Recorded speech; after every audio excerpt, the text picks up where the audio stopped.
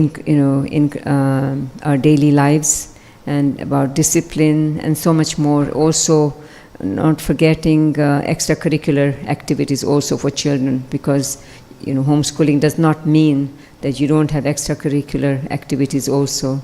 So there's a lot more, and without taking much of our time, again, please give Mataji a warm welcome. And we also have a program tomorrow from 10:30 till 12. Please take advantage of that as well. Hare Krishna.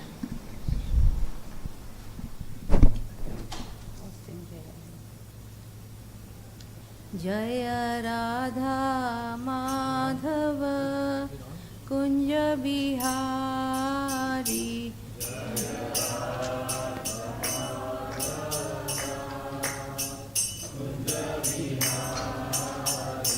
Jaya Radha Madhava Kunja Bihari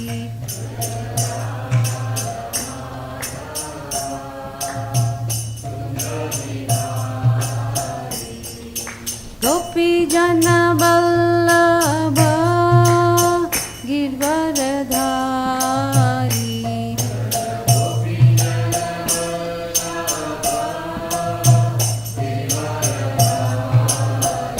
Jaya Gopi Jana Vallabha Girvaradhari Jaya Gopi Jana Vallabha Girivardhari Yashodanandan Raja Jana Ranjana Yashodanandan Braja Jana Ranjana Yashodanandan Braja Jana Ranjana Yashodanandan Braja Jana Ranjana Yashodanandan Braja Jana Yashodanandana Braja Jana Ranjana Yashodanandana Braja Jana Ranjana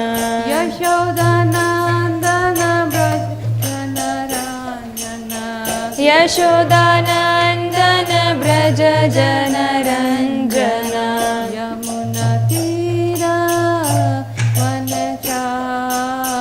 Yamuna Tira Vanachari Yamuna Tira Vanachari Yamuna Yamuna Tira Vanachari Jaya Radha Madhava Kunja Bihari Jaya Radha Madhava Kunja Bihari Hare Krishna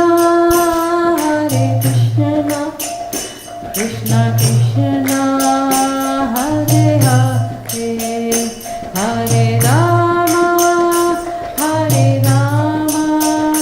Rama Rama Rama Hare Hare Hare Krishna Krishna Krishna Hare Hare Hare Rama Rama Rama Hare Hare Hare Krishna Krishna Krishna Hare Hare Hare Rama Rama Rama Hare Hare Hare Krishna Krishna Krishna Hare Hare Hare Rama Rama Rama Hare Hare Jaya Radha Madhava Radhe Jaya Radha Madhava Radha Madhava Jaya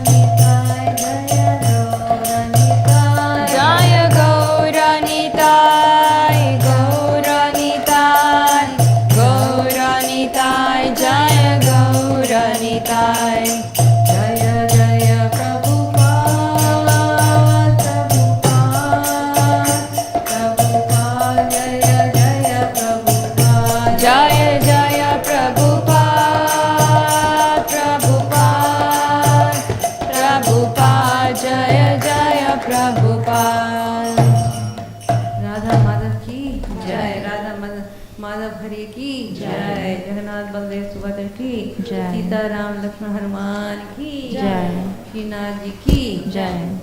All glories to the assembled devotees, all glories to the assembled devotees, all glories to the assembled devotees, all glories to the lotus feet of Sri Guru and Gauranga.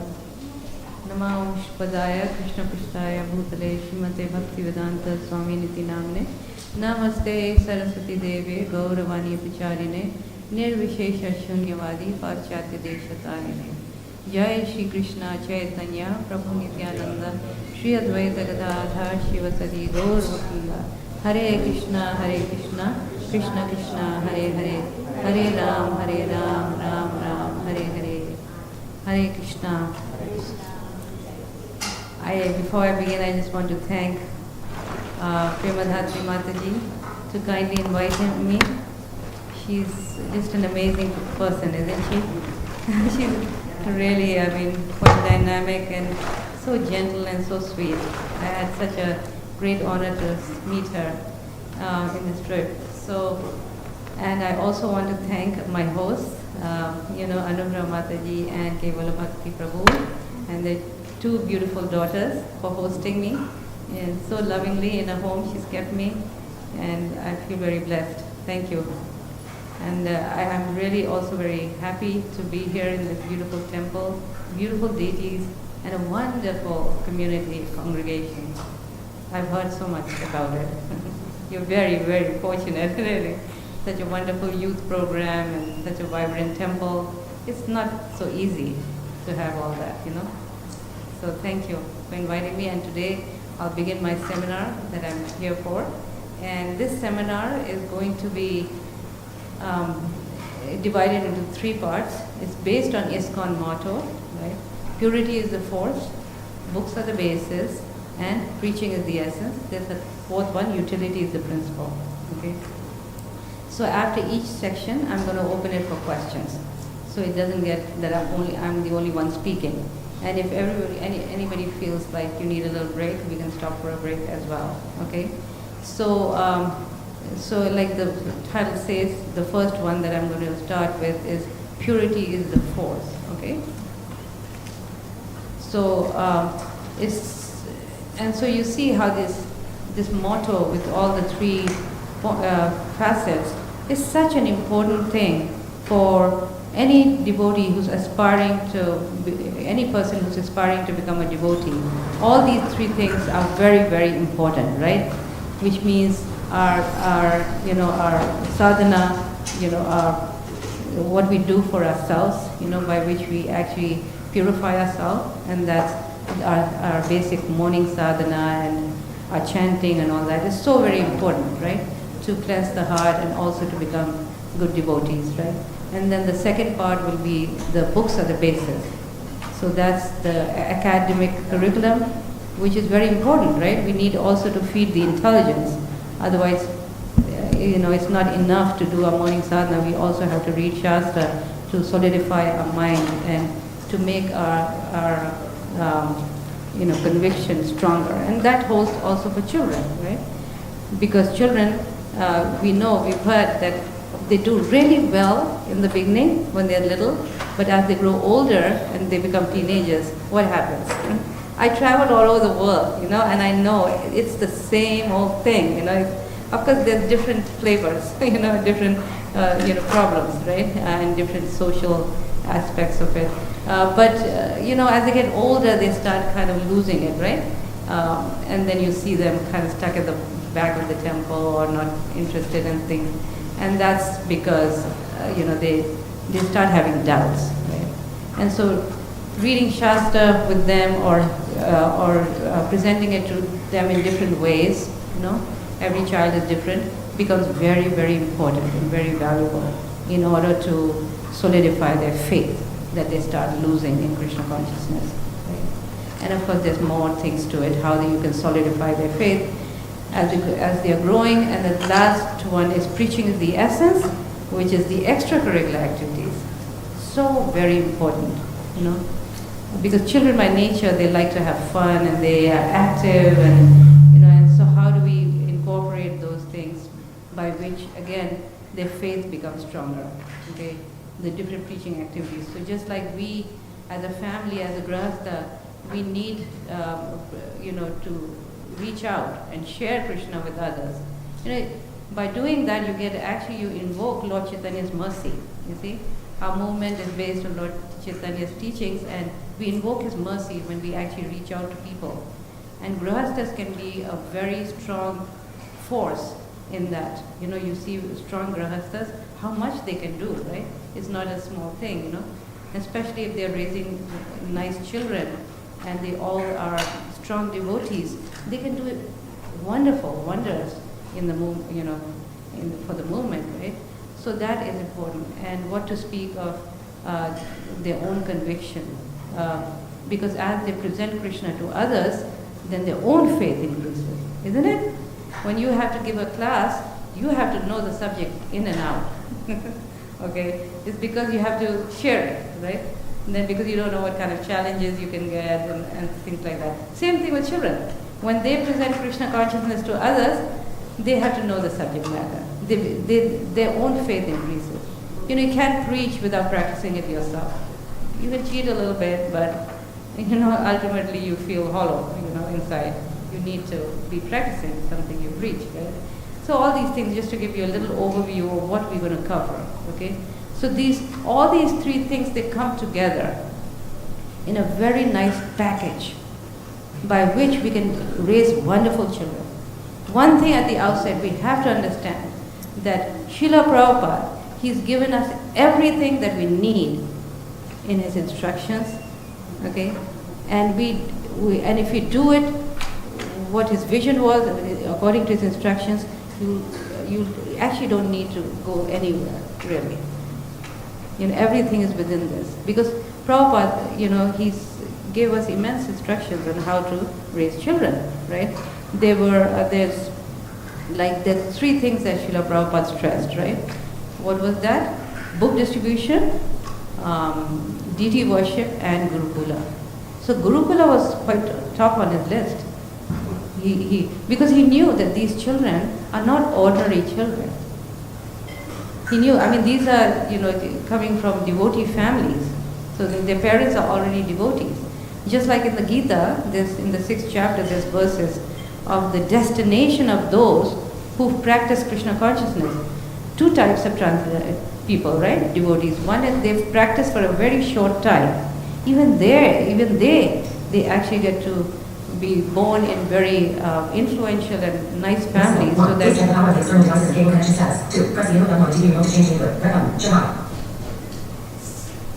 so even they get to be born in good families where their Krishna consciousness gets a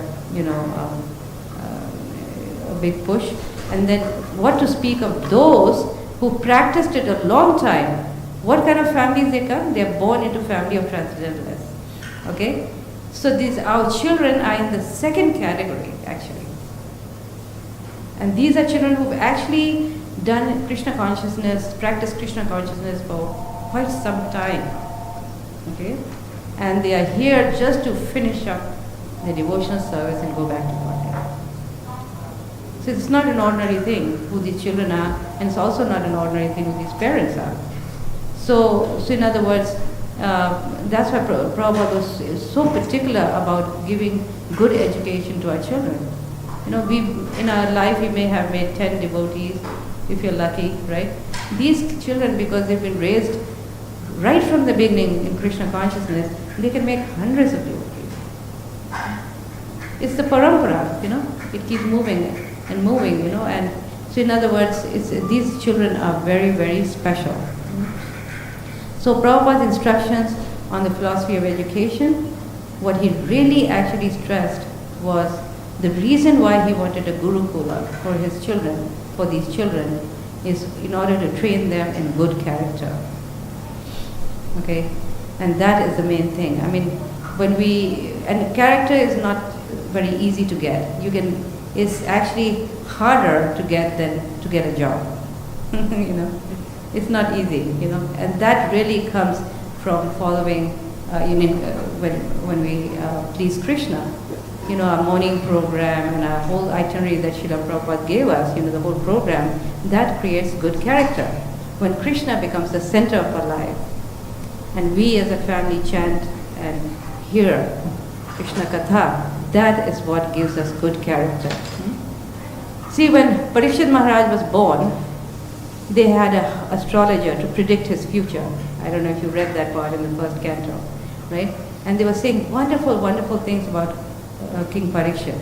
But what Yudhishthira Maharaj was most concerned with, that he was asking, is he going to follow his ancestors?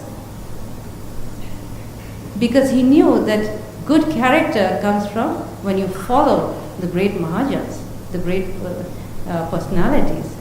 The character comes from good following. And that's what he was considering, he was most important, was thinking about, right? So this is, and we see in the Shastras, all these people, the great personalities who were glorified, they all were very virtuous. Because good virtues pleases Krishna. They absolutely, they win, you know. They are not the losers, they are the winners. Right? And we see in the Mahabharata, all these characters. I mean, Yudhishthira Maharaj, he was such a great, religious, virtuous person. He was so dear to Krishna, right? Even when Draupadi was dragged in the assembly, I mean, even then, in such a trying time, she pleads to the elders for the decision. And she said, whatever decision you make, I will abide by that. Even in such trying circumstances, right? And she forced people to think about the whole situation, whether it was just that she should be dragged like that. You know?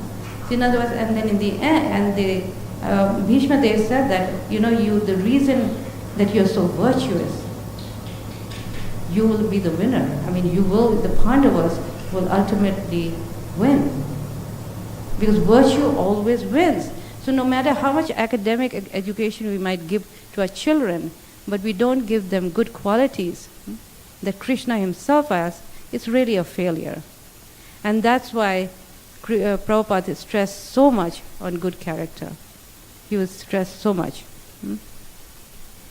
So, and you see that, and that's one thing today in society is so lacking. It's so lacking, the corruption that goes on, among the politicians and things like that. I was in Pune recently, and they have an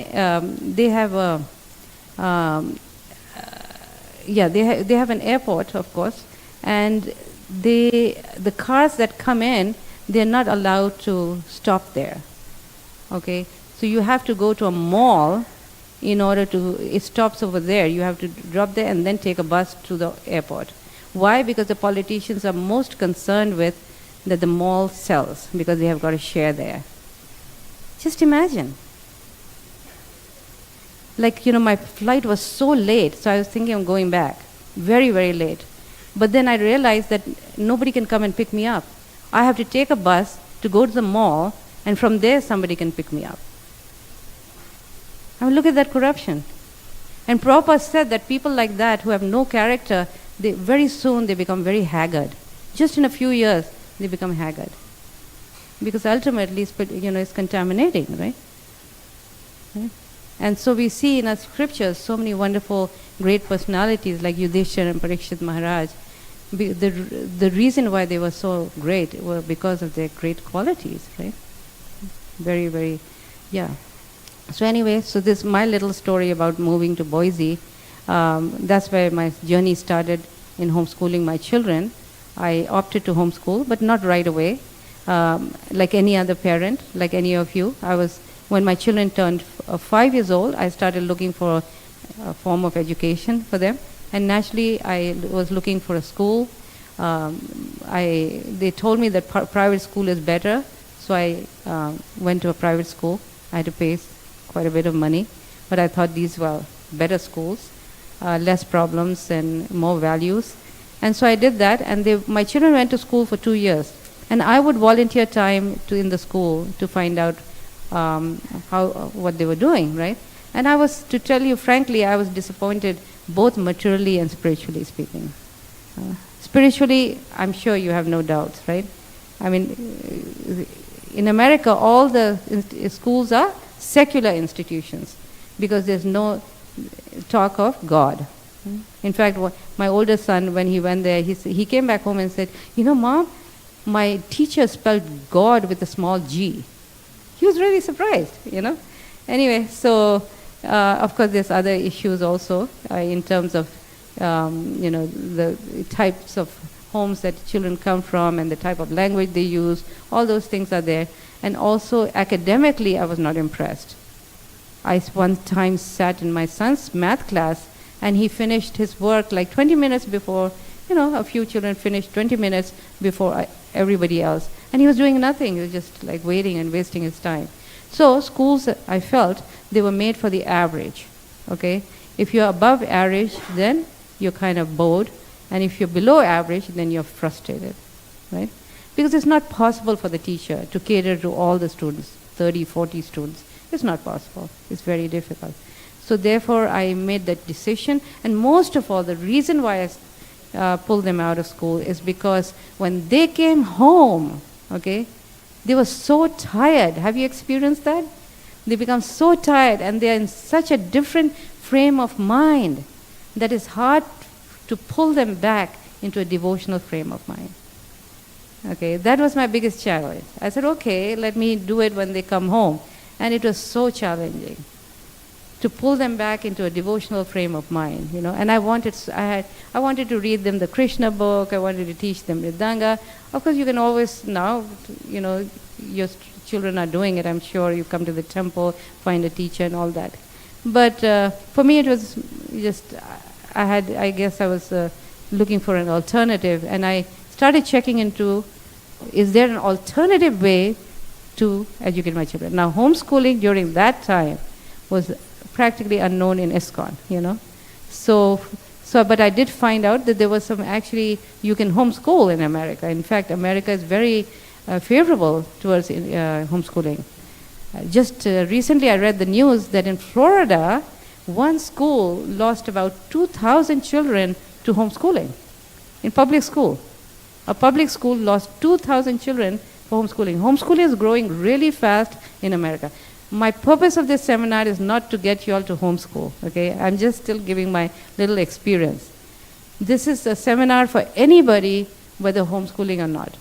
With any type of, education that's become your choice, this can be practiced. So this is a general, it's based on principles of good rearing of children, okay? So this is not the point here, but just to tell you that actually, what was the point I was making up there? Anyway, so yes, so in other words, yeah, they were both very, doing, I was dissatisfied. Anyway, so I was looking for an alternative form of education. I found out about homeschooling and I said, okay, let me try that. So I wanted to play safe. So I started during the 3 months in summer when the children are off anyway. I thought, okay, let me homeschool. If I do well, if it's working, they can I'll continue to homeschool. Otherwise, I'll send them back to school. No loss, right? Because I was really worried, actually. I didn't want to play with their, their career or their academic life. So anyway, so I did that in summer. And believe it or not, in 3 months, they finished an entire year's course. I know, I found out that in Phoenix, there's a big homeschooling group here, but not among devotees, but among others, right? There's a big homeschooling, it's quite popular here. So anyway, so mostly in America is done either by, people like us or Christians, good Christian, because Christians really care about passing their values to their children. And they have, and they are well-to-do, quite a few of them, and they have the time. The mothers at home, they can homeschool. So many of them. And also in America, there's so much resources there. Resources for homeschooling are amazing. You won't find that. I travel everywhere in Europe, everywhere. In Europe, many of the places, they've actually banned homeschooling. It's not easy. Sweden and so many places, it's banned. You can't even homeschool. And many countries have banned it. So we are very fortunate to be here in the US because it's very positive here, It's very positive. Anyway, so this is so I started doing that. I felt comfortable. Okay, maybe I can do it. And I had bought a curriculum, by the way, for the 3 months. So you can even buy curriculums. You can even hire a teacher and send the work to the teachers. So because America offers a lot of facilities, a lot of curriculums and all that. So I bought that curriculum and they finished, like I said, in 3 months. But I got dissatisfied with that curriculum because you were stuck into doing what the books had in there, the content of the book. I wanted more freedom where if the child is good in, especially in math or something, then I want to go to a higher grade, not just be stuck with that grade, right? So I started making my own curriculum. And of course, in my heart, what I really wanted to teach them was Shastra, was to teach them from Srila Prabhupada's books. That was really the core of my desire inside. And so I thought, well, this is good. And believe it or not, I was a new devotee and I had never read much of Srila Prabhupada's books, just small books. So Srimad Bhagavatam was new to me as well as to the children when I started teaching them directly from Srimad Bhagavatam. Okay, so just in case people are thinking that you need a Bhakti Vaibhav degree in order to teach your children, it's always nice to have it, but it's not necessary, right? So what did our program look like? Okay, in the morning we had a morning program, okay, and we couldn't make it at 4:30 in the morning, so it was later. But the point was, with me, it was we always did it. If we were a bit late because we had a late night program, because we were running a center. When we moved to Boise, there was nothing there, no devotee association, nothing, okay, and so we had to start a center to get association. Otherwise, we would be so isolated. So we did a morning program, and then after that we sat and read the Srimad Bhagavatam, and we just read and we discussed. We read and discussed just the translations, and then purports.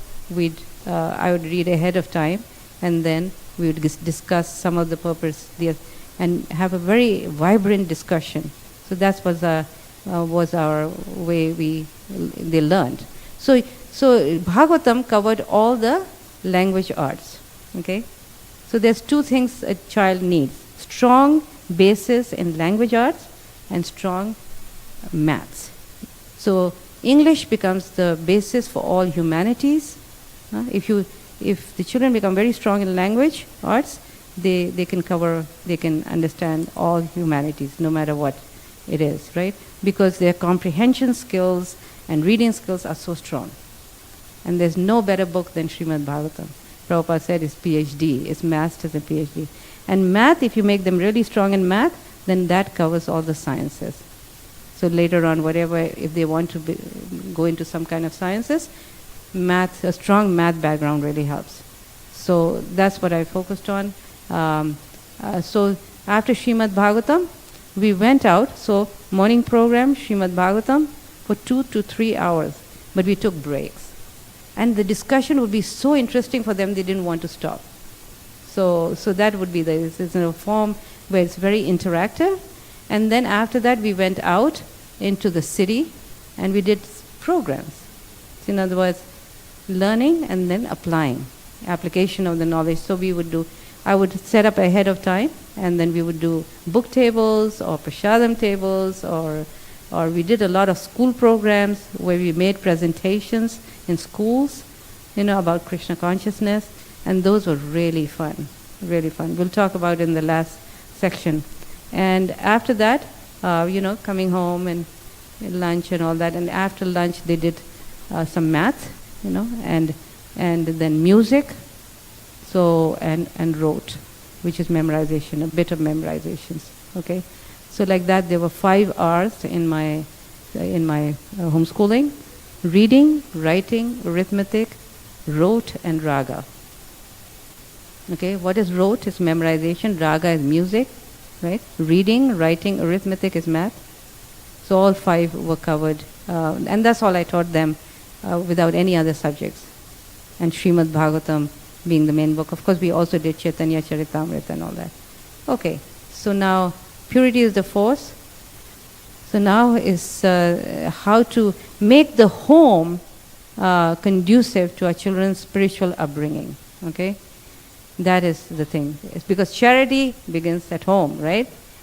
So the children, what we do at home, our own example, has the strongest influence on the children, by the way. You know, of course now it's changing a little bit. Now we have such strong other authorities that they compete with that, you know, because it used to be like that, right? So of course even now, you know, the example that we set has very big influence. So our own example setting is very, very important, right? So I'm going to talk about the different things that we should do and the different things that we should avoid, okay?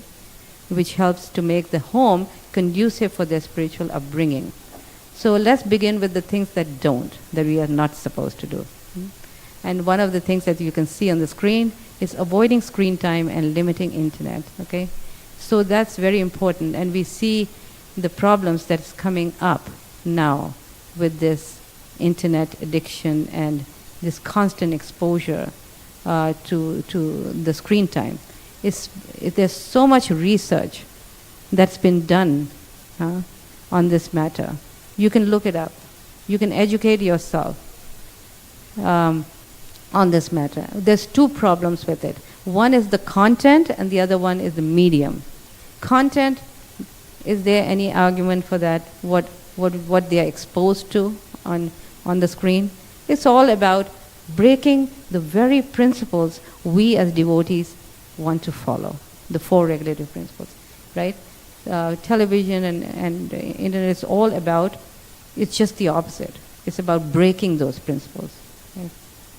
Eating, meats, intoxication, gambling, and illicit sex. It's all about that. So it's like, lighting a fire and pouring water at the same time. In other words, we are trying so hard to become devotees, but when we expose our children to this, then what happens? That effect goes away. They take several steps backward, right? It's so funny, like you go into a home and you see a nice puja room, beautiful and everything. Right next to that room is a room where you have a big TV set.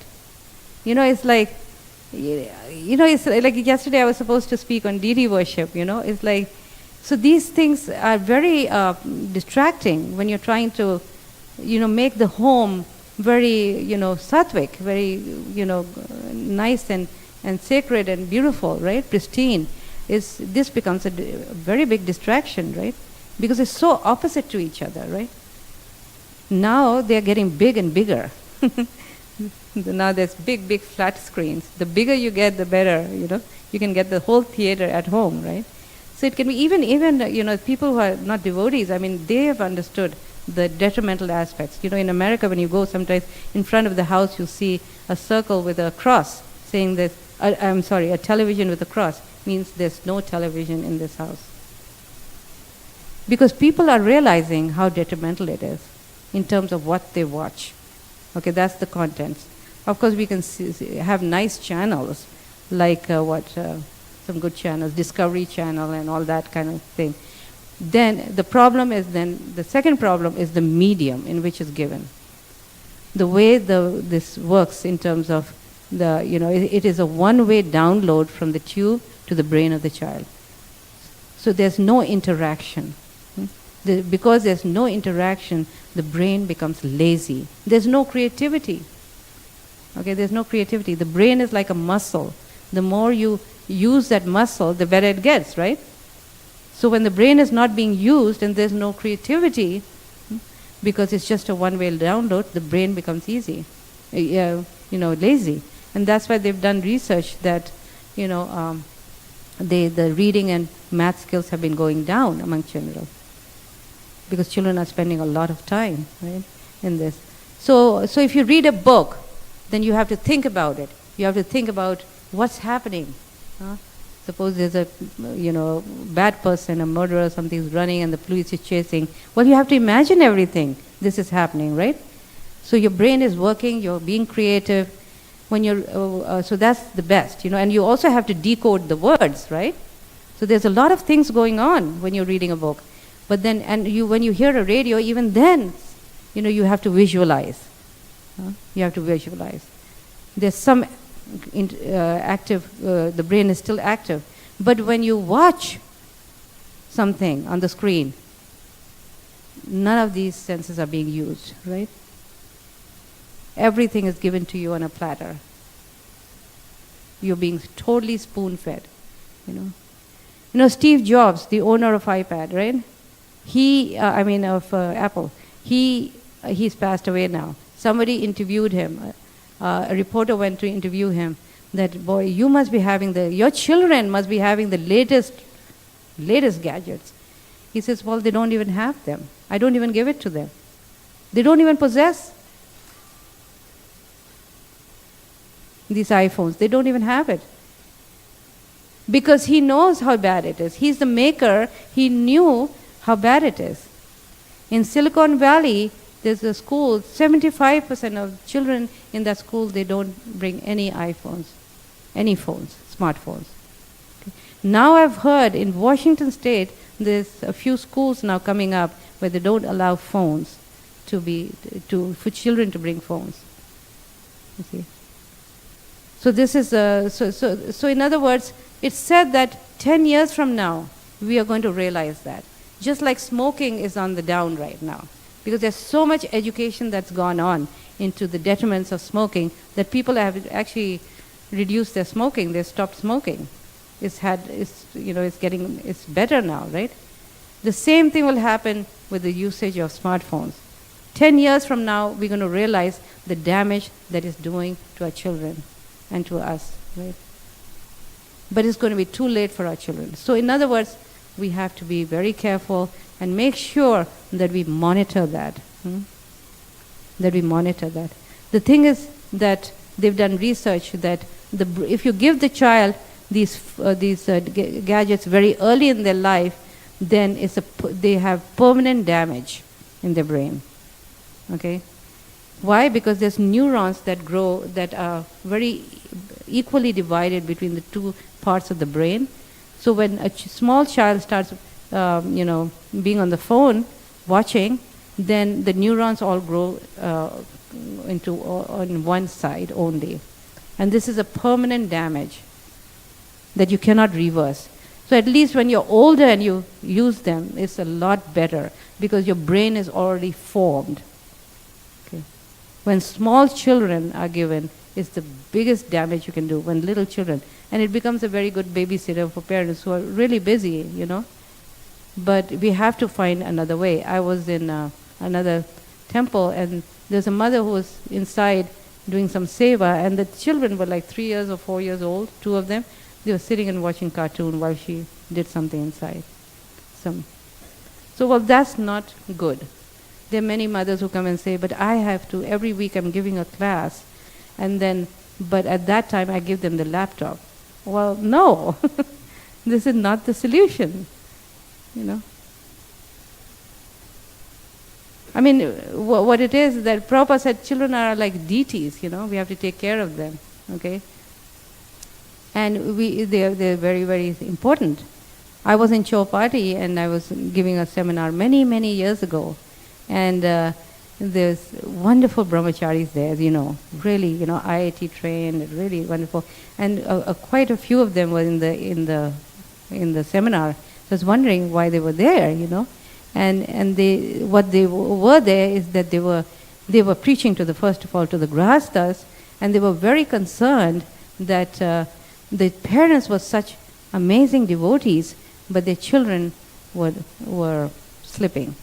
Like they were at home, busy on their phones, and while the parents were in the doing seva. So they were concerned about that how to bring these children to the forefront. Okay. So in other words, our children are very special. Anything you do, you take them with you. Never leave children behind. Because now it's just all about getting on the internet. That's all, So the more they're active with you, that's why yesterday I was mentioning, deity worship, cleaning, organizing, decorating in the temple. If you bring them to the temple and you get them involved, at least the older ones, then it's a very good way of grounding them. There was one child in Boise he was just had a knack for building sound systems, and he would build the whole sound system for the temple. So they are so intelligent, these kids, right? And I heard the youth here is very, very, very dynamic, right? They did this whole Balram Purnima and everything. I heard these wonderful stories. So anyway, if you're not engaging your children in anything, just my point is engage them. Engage them in Krishna conscious activities. That is the best way. Don't think that they need to do their academics while I go and do my seva. They need Krishna consciousness as much as we do. And everything should wind up when it comes to going to the temple, participating in things. Krishna will carry the lack. One time, my younger son, there was Janmashtami coming, there was so much to do. We were struggling and all that, and he had a very big exams coming up. And my husband said, you have to be part of this. I mean, we need each other, and we have to make this a good success. And he was, he couldn't do anything. And that next day, the paper that came out was exactly the paper that he had, it was an old sample paper or something, sample questions, and that was exactly what came for the exams. So he did really well. So you see, in other words, Krishna will help. If we do the right thing and if we serve Krishna, and that is our...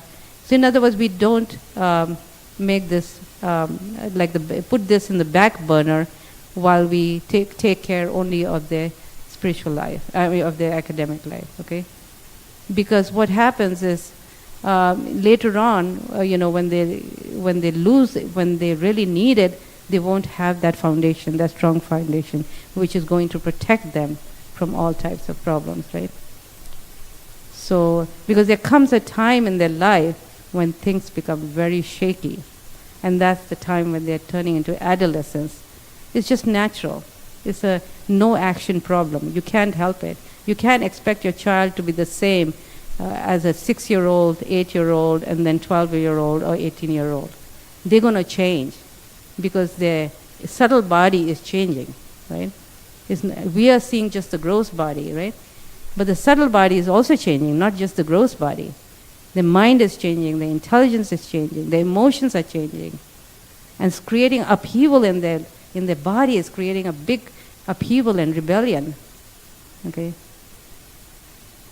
And the only way, and they become so strong, they are so, they create so much problem and anxiety for them. We're thinking that we are in anxiety because they are not behaving properly. They are in anxiety because they don't understand what's going on in their body. And then on top of that, we blame them and we get angry at them. Then they close up even more. They clamp up.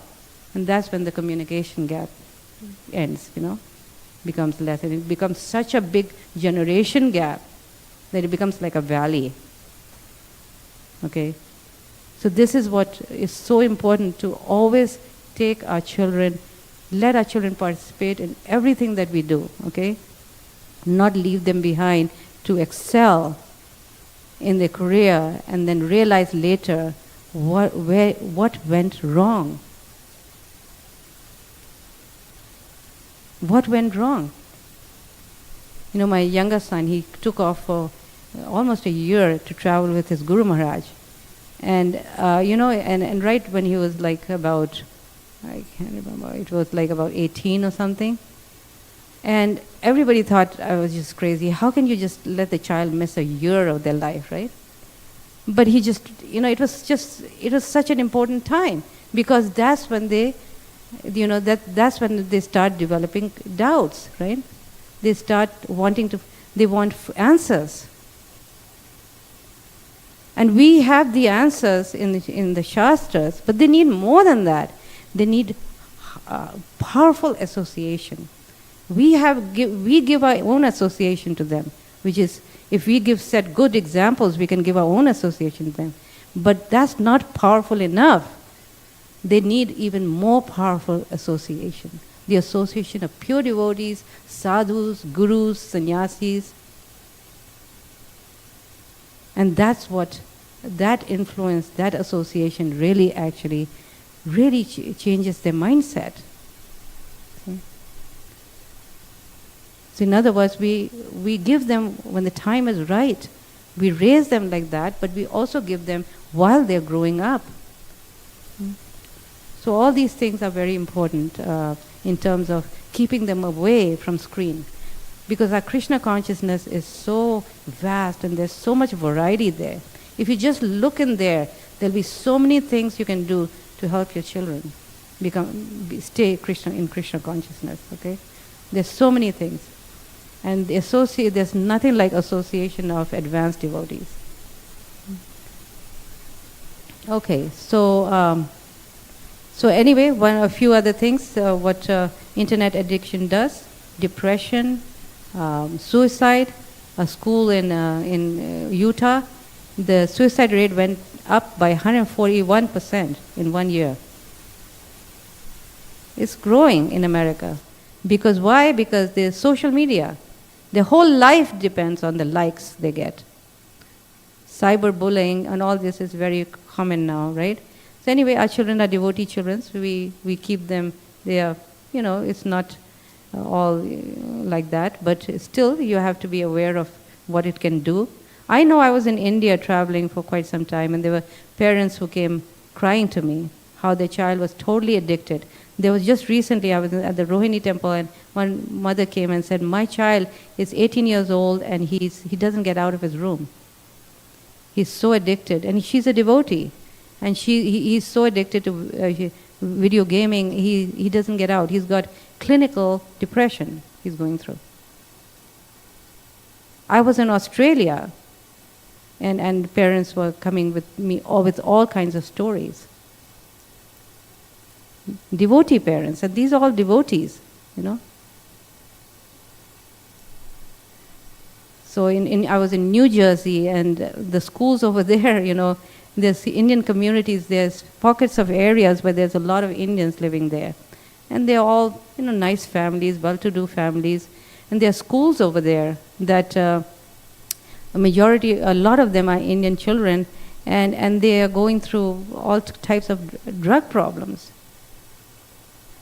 They're being exposed to drugs. I was just, a year ago I was there, and this devotee who's a doctor, she was telling me, because these kids, they come to her for treatment, okay?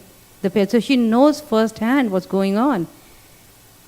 And they are exposed to drugs, and they know, especially the Indian kids are targeted because, why? Because they have a lot of money. So you get them hooked on drugs, money is not a problem, right? So there's a lot of the things, and even worse than things like that, are happening there. Getting injected for sex change and all that kind of stuff. It's happening in America, So in other words, we just be very careful. I'm just telling you, I know this community is just super wonderful. I've heard of wonderful things about the youth program. Just to educate it's very important that parents educate themselves, okay? If you know, then first of all, you're not going to do it. The worst thing is to be addicted yourself, always being on the phone all the time. I know sometimes we need that phone, and we are arranging a wonderful, devotee sangha or something. We need the WhatsApp, right? But then see how you use it. So what is the solution? We cannot, for the children and for ourselves, we can't expect them to give up their phones, right? Or the internet, because they get their homework that they are supposed to do on the internet. Now in America, 5-year-old kids are running around with an iPad, right? It's all out there. They do their homework and everything through that. So you can't really take it away from them, but you can teach them the proper way of, using it. In other words, you use it like a tool. Just like you use a hammer to hammer a nail, you don't run around or walk around with a hammer in your pocket. You don't have a relationship with it, right? You use it like a tool. You need it, you use it, you turn it off. We need it for emails, we use it and we turn it off. and put it away. Right? Not that we're using it for entertainment and for browsing. I mean, there was one mother who came crying to me, a devotee mother, who says, my son is addicted to pornography. The children are innocent. They are not looking for those things. Are they looking for them?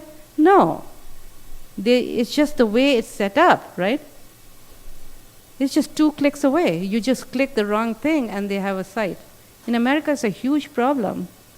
Children, I don't know how much it is, how many percent it is, 10 or 20% of children below 10, they're addicted. They're every day on these porn sites, right? And then it grows up. The percentage goes up as they get older. These are all statistics. It's out there, right? So we just be aware. And there are devotee parents who they are facing these problems today. Okay. A lot of bullying also, right? Maybe not here so much, but a lot of bullying in school is happening. You know, I was in Melbourne, and one mother came and says, just today, the whole school was shut down because there was a girl who was forced to drink some obnoxious thing. Somebody forced her to drink. She's in the hospital. Anyway, so many things are happening now in schools. You have to be aware, you have to be alert. And the only thing, a committed relationship between the parents and children helps save them.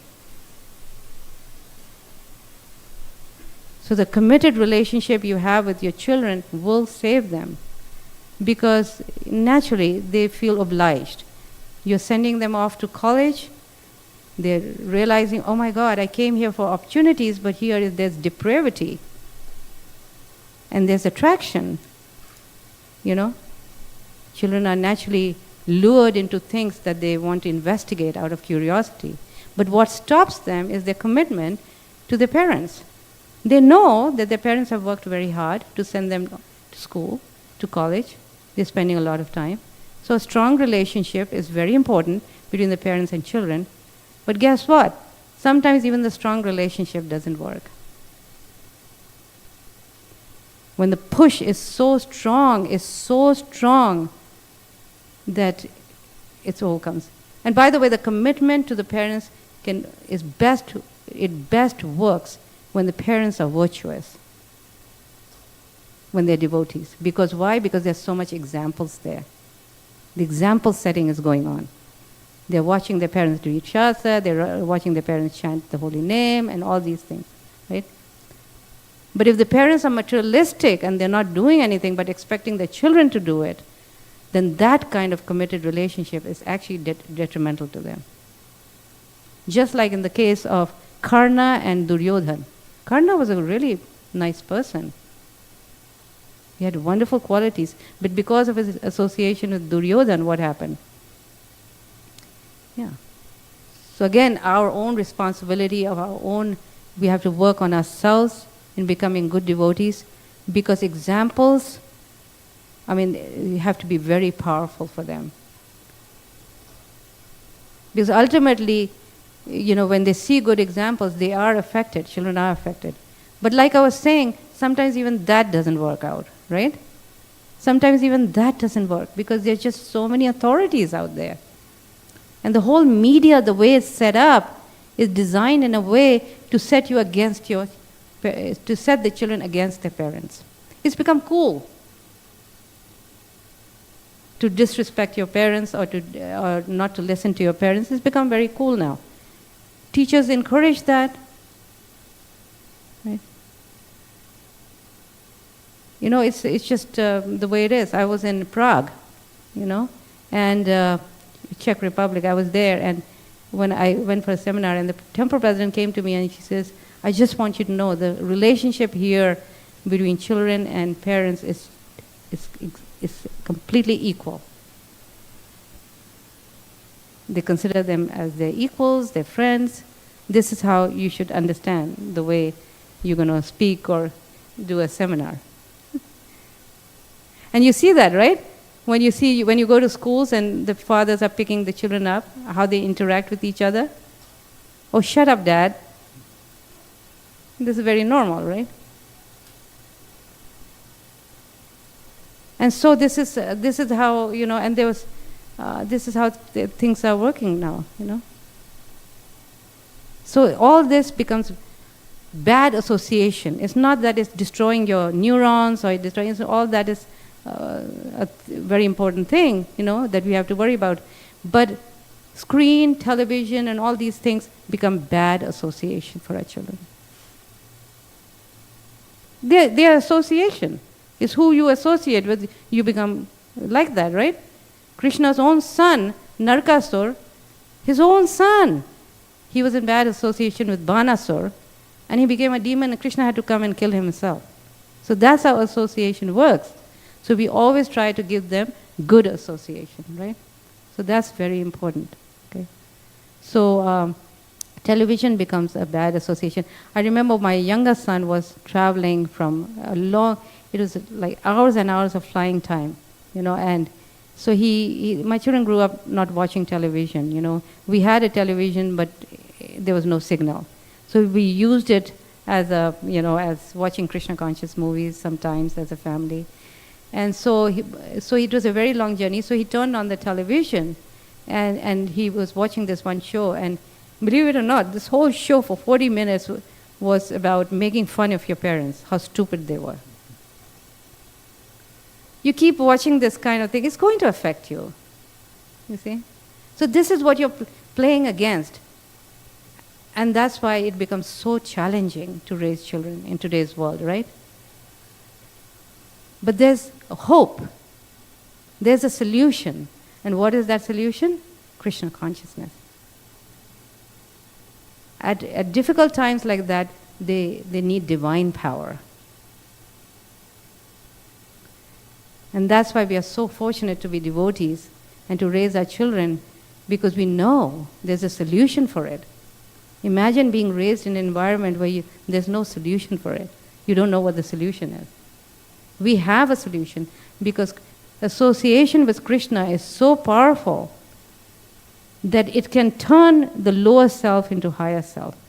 We have a lower self and we have a higher. There's a good, right, and a higher self. So it takes that lower self in which, one is tempted towards spiritual and raises that consciousness of that child. And this is what helps the child do that. Sorry. Okay. So some of these positive things that we can do, I'm going to go really fast with that, because all of you are quite aware of this, the morning program. Such an important thing. I tell you, you know how it feels if you've attended a morning program. You just feel really good that day, right? Your consciousness becomes very elevated. You feel good all day, right? So it's like a shield and armor that you wear. When you wear it, then it protects you. It's good for the man going out to work. I know Prabhuji, every morning he does a full morning program and he takes care of the deities, and it's really nice. I mean, the children see that example. It's a very important thing, right? I know another family in New Jersey. This doctor that I was saying was seeing all kinds of cases in New Jersey who would come to her. She's a doctor and she sees all this, so she got really like, okay, I'm not sending her. So she takes her kid to her clinic and she homeschools over there. She goes to that extreme. Anyway, but her son at home, he starts the day with the morning program. She's cooking inside and he does the whole morning program. And he's like, 11 years old or something? She is right there, And so she's encouraging him, he's doing it, and then he sits and chants his rounds and all that. So it can be done in many difficult situations also, one can do. And one can also do be very flexible, like you can shorten it you don't have to do it as long as it's done in the temple, You can shorten it, make it to 10 minutes. But it's very important. And deity worship doesn't mean that you do a full arti because the children are going to school. You can just stand in front of the deities and sing all the prayers. That also is very nice. At least you've done something, Okay. If you can offer a flower or charmer or something, that's even better, right? So there's different. You can be flexible and practical, but it really sets the tone for the day. And my son went to Oxford, and so the reason why I sent them to Oxford is because they have devotee children, young people coming from all over the world, Japan, everywhere, and they come to study at Oxford. They have a wonderful ISKCON center, Hindu center, that's supportive of these children, of these students, and so they all live together in an apartment, and they take turns cooking. They offer the food, and in the morning they have a morning program. So it's a wonderful situation. Now they had received scholarship for Harvard also, for here, but I opted to send them all that way because of association, and that's what my Guru Maharaj helped me in that decision making. He says, why would you send to a place where there's no association? You think children don't need association? We need it, right? We don't have association, within a month we get really, our sadhana starts slipping. It's Kali Yuga, right? Just like we have to sustain ourselves with good association, children always need good association. So I advise the parents, don't send your child to a place where there's no association. And London was perfect because there's Oxford where they were living together, plus they had the Bhaktivedanta Manor. My younger son, he said, if I didn't have the Bhaktivedanta Manor, I don't know what I would have done. Because children need to party. They need to have fun also. They are children, right? So this becomes our party. The temple becomes our party. The festivals become our party. So when he went to the manor, there's always a party there. Right? And guess what? Oxford University is a party university. They pride themselves for two things, drinking and party. These are the institutions for higher education. This is what you're getting. One of the top universities of the world.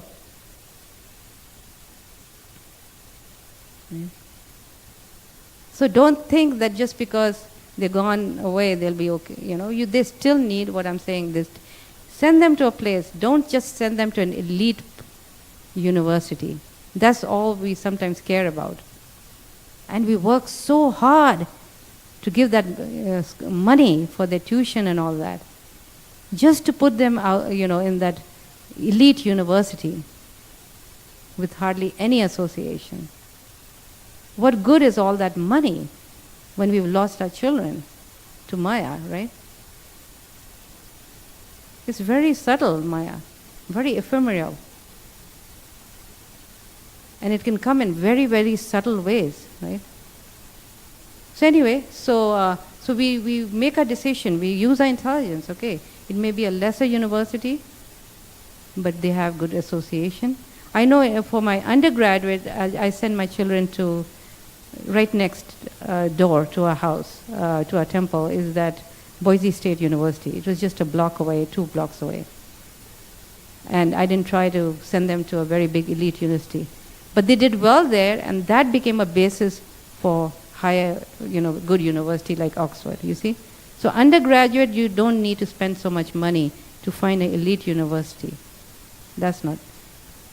Because every elite university, MIT and all these universities, they always have a quota for students who are coming from the lesser universities, by the way.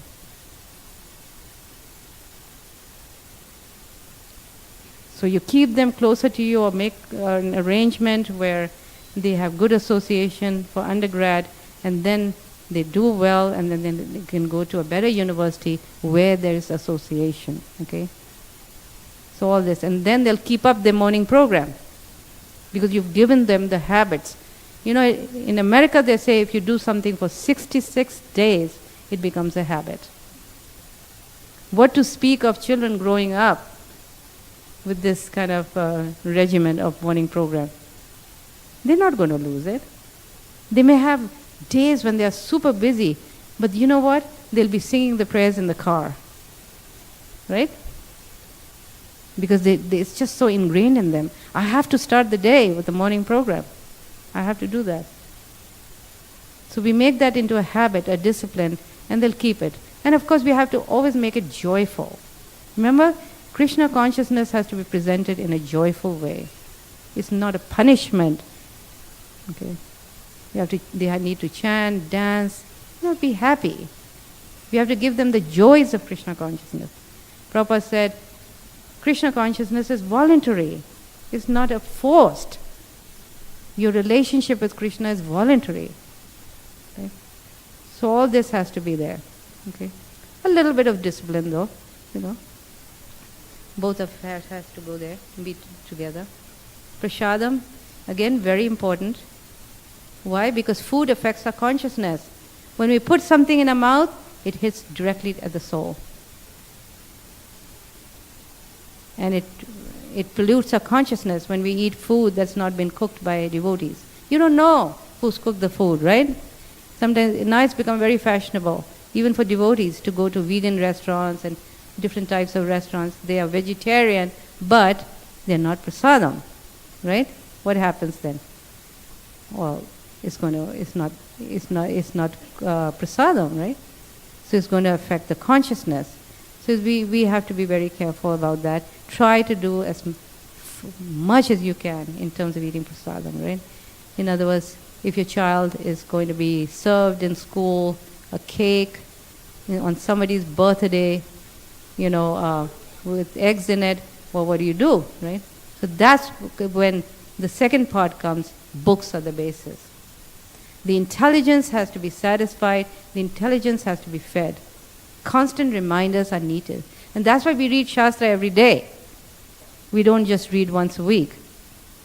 Because we need to be reminded again and again why it's important. These things, why is it important? The reminders is the same thing with children. They need to be reminded. And that's why books are the basis.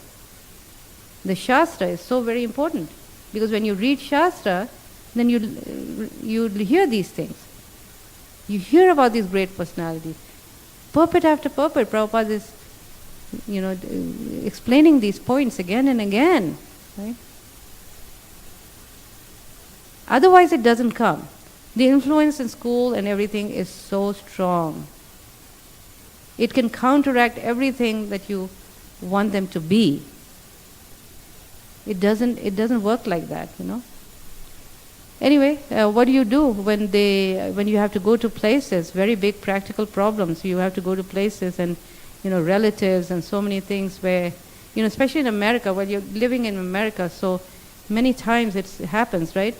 You are working and a colleague, you have to go to lunch with the president or somebody, a colleague, and they serve food there. So what do you do? So anyway, you order a salad or a fruit plate. And if somebody invites you to your house and you need to go, then you have a principle. You tell everybody that we don't eat food in a kitchen that cooks meat. If you just say you're vegetarian, what will happen? They'll bring you lots of food. I promise you this is completely vegetarian. But it's not vegetarian.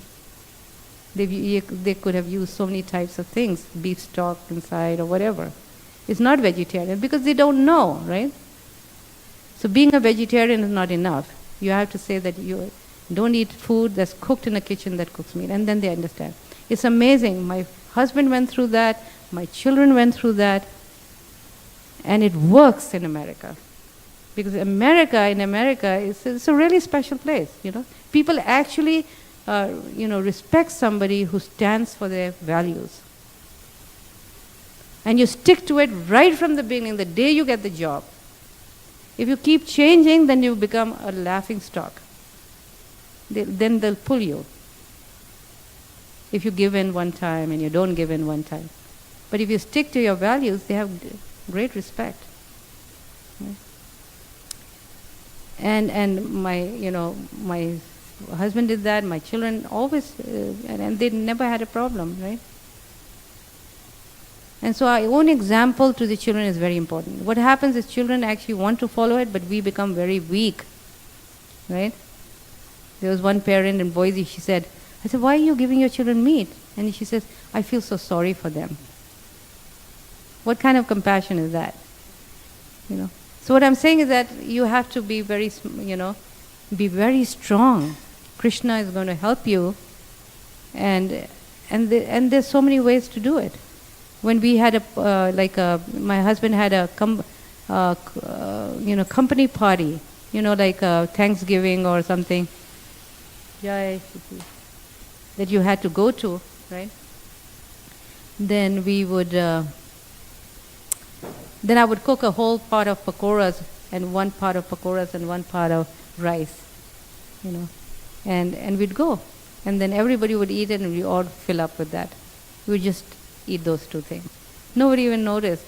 And everybody had prasadam. So you can cook some, items and take it to the party that doesn't, it's a non-devotee party and they're eating all types of things. You cook your own food, you take it and you give it to others and you eat it yourself. So many ways to do it. You see? Because ultimately food is very important. It helps in keeping our consciousness. Prabhupada said that if you do this one thing all your life, eating only prasadam, you'll go back to Godhead. Just doing one thing. How powerful it is, right? If Prabhupada said that. So we try our best. I know it's very difficult sometimes, right? Even when you go on a vacation and there's no food, even then you can find food. In America, you can always find food. If you went to Japan and all, very difficult. Okay, then good association. I've already spoken a lot about this already, right? So this is very important. Now, our children are going to school. Okay, so how can they avoid association, right? They're in school, right? They have to relate with other friends and they have to make friendship and they have to play and they have to, work with them, right? So what is detrimental is not that kind of association. What is detrimental is when it becomes any kind of intimate association, which is, intimacy comes from two things, sharing food and sleepovers. When you share food, you're naturally very intimate with that person, right? Sharing food. Obviously, we don't do that because we're not going to eat his food, right? Whoever's offering. Of course, you can always share prasadam, and also sleepovers. So, in other words, we have to be very careful about sleepovers, because you lose control as to what they're going to be doing there, obviously. Whether they're video gaming all night or what they're watching. So, if you need sleepovers, doing it among devotees, and if you do it with the others in school, the children in school, invite them over to your house. Okay? And that way they can spend time together. So adult association is very important for our children, along with peer association, because they learn responsibility. Nowadays you see this, children don't develop any responsibility because of the lack of adult association. You see how the society is moving. Parents go this way and the child goes this way. In other words, they go to church and there's a children's, and we also do that, of course, here. But we worship and all, we try to do it together, right? So in other words, the generation gap is getting bigger and bigger. And you see how among the young people, they have their own music, they have their own dress, they have their own language. There's no commonality anymore, right? They have their own life. They don't relate with adults. But guess what? Our life is so different. We do the same things. We have the same music, we have the same dress, we have the same language. Why the generation gap? We were running the Govinda's restaurants in Boise and somebody came and asked, he was a good friend of ours, and he said, "Oh, so you are a teenager now?" We told one of my sons. And he said, "Yes." And he says, "Wow, what kind of problems are you facing?" Or something like that. In other words, he was expecting him to say, all the things that he's facing, the problems, the rebellion, how you don't like your parents anymore, and suddenly they're not just the best people in the world. It's just because their mind is changing, the intelligence is changing, and they just look at them, really? I'm supposed to have that? You see? So it doesn't have to be like that. In other words, what Prabhupada has given us is a formula where all these problems don't even exist. Maybe a little bit here and there, It's almost like not a big scar, but a small little scratch or something of their growing up period, So if you follow what Srila Prabhupada has given us, this wonderful, and stay with, this, and it's so much activities and festivities, if you enthusiastically participate in all this, I guaranteed your children will feel, they feel they're part of something and they don't feel isolated. Now with social media and all that, you see how people are getting more and more isolated, right? Where you don't even need anybody. But what's happening is people are dying inside, right? Out of loneliness. Literally out of loneliness, they're dying. One day we're going to have robots, who can do all our work, right? We don't even need anybody. It's just a horrible scenario. We don't want our children to be like that, right? When we grew up in that culture in India, there's so many people, right? Relatives and grandparents and all. This gives a lot of grounding to the children, right? Okay, so that's temple is an excellent resource. I would take full advantage of it. Please come to the temple. Many people feel like, I have it at home, why do I need to go to the temple? But it's very different. Why is it different? Because when children come to the temple, they see other children, other people participating, and that gives a lot of strength, that I'm not the only one. I was particular in taking them to India every year because I wanted them to see there's a whole culture behind it, The culture with the grandparents and the ways of life, the whatever culture is left there, maybe a shadow. But even that shadow is so valuable, right? So this is why we need the temple. And Srila Prabhupada thinks that you may have grown up because your parents, exposed you to different festivals, the Shera and all those things. Our children, the only way they can get it is by coming to a temple and participating in these festivals. Don't stay back at home and say, well, I'm just going to do it here at home, or I don't feel like it. Or the kids don't need to go to the temple. No, it's very important. It has a different type effect, and then if your own training at home, both have to go together. Deity worship, I already spoke a lot about it yesterday, so I'm just going to it's such an important thing, It's the most important thing that came out of it is that they learn that Krishna is a person. He's somebody you can have a relationship. He's not air, or he's some kind of, abstract person, a symbol or something. No, he's actually a person who's so lovable that one can have a relationship with him. And for children, it's very easy. Because they, just like they play with a doll and think it's a real person, similarly when they worship deities, they actually think that Krishna is here. We have to train ourselves and think, okay, this is Krishna. For them, it's very natural to relate with Krishna as their person, as a person who, and they start relating. I remember when they were little, the kids would say, it's very hot, Krishna is very hot, it's very hot. Should we turn on our fan, Mom?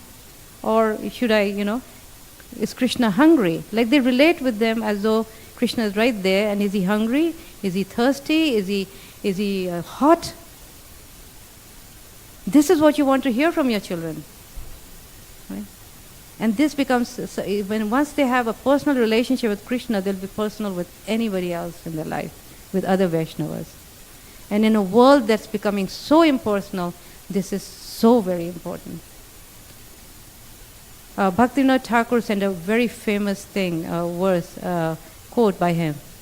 In religions today, well, maybe I should read that quote. It's such a nice quote, if I can find it. At a certain point, I'll read it to you. So, but in other words, religions that don't have any concept of deity worship, such religions, children growing up in such religions, they become atheistic and more materialistic. Why? Because they don't have a concept of God, the form of the Lord in front of them. Actually, it leads to atheism. When you don't think of Krishna, of God as a person, and he becomes abstract, you turn against it, you turn away from him. You either become, what he's saying, you either become materialistic or atheistic. Therefore, deity worship, he said, is the foundation of religion for all humanity. How you do it, you can do a little bit. Come to the temple, that's also deity worship. When you stand in front of the in front of the altar and sing for the lordships, like Premadhatri Mataji is saying, that I also mentioned how cleaning the temple, cooking for the temple is all part of deity worship. Because center is Krishna, right? So you can do service like that. Or you can, if the children have their own deities at home, they can worship them.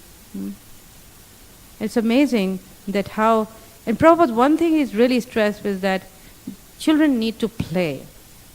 It's very natural, they need to play. But you can actually let them play with things that are useful, that are also beneficial at the same time. Like Prabhupada said, he played with his Radha Krishna deity. And then as he grew older, the same deities, he started worshipping them very seriously, right? So child will play for 2-3 hours. Why don't we train them to take care of deities, right? Dolls, Krishna dolls, or they're ready, then small deities, right? My children did that. It took them like, when they were little, you had to play with them, you had to spend time with them. There's no way, right? So why not do this? So we would spend like 2-3 hours. They had little Gaur-Nitai deities. They would bathe them, dress them, decorate them. We'd put them back on the altar. Then we'd make an offering, and then we'd do an arti. It took like 2 hours every day. And you could see they were so absorbed. They hardly got any distraction, So Prabhupada said, why do we allow our children to waste frivolous time? Right? Of course they have to play, for creativity and make believe and all. But this is also play, right? But the wonderful thing about deity worship is that 2 things are going on simultaneously. Boundaries, you're setting boundaries, but at the same time we are encouraging them to see Krishna as a person. In other words, you're learning how to see Krishna as a person, a personal relationship with Krishna. At the same time, you're setting boundaries. Did you wash your hands before you offered? They understand that Krishna is not a casual person that you can, put your own juta into his mouth like the cowherd boys did, right? No, he's God. So you're doing both, right? You're training them right from the beginning. I've already talked about, this is early. It starts right from the beginning, from within the womb, as you know the story of Prahlad. Prahlad became such a great devotee just by hearing in the womb. It begins even before the child is born. And then, of course, when he's born, we think it was such a, what is the child, infant, what is he learning? I mean, it doesn't matter the environment, it does matter. The sights and the sounds, your wonderful face with your tilak on, all this is having an impression on him. It's making him Krishna conscious. The environment, the chanting that's going on in the house, all this. What types of play? Prabhupada would stress so much on the type of toys also, that they would have. He didn't like toys that agitate the mind. Right? He wanted toys that help them to become more Krishna conscious. It does have an effect. It does. Krishna is absolute. So when they learn to play Krishna conscious games, they are associating with Krishna. Okay? That's what it is. Okay, then we move on here. Krishna, I've already told you about the 5 hours. Okay? Okay, so now before I get there, I'm going to quickly ask if anybody has any questions or comments. So we get to our next one, which is the essence, studying Srimad Bhagavatam with our children. And preaching is the essence is going to be very brief, because I've already spoken a lot about it.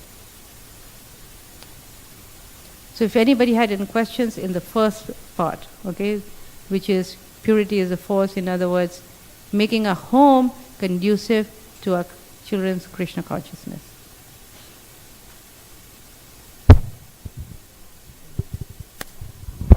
If not, then we'll move on.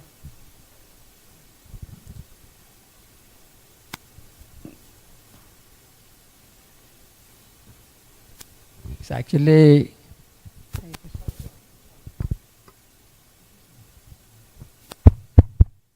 Actually, it is not a question alone, it's a comment also, sorry.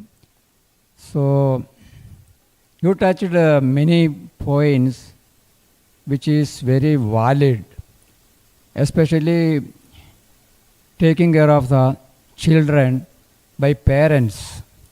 It's a very important point, and it's a fact that parents are neglecting their children and they are giving phones or computer so that they will not disturb them, and the parents themselves are glued to the phone or computer. It's very bad.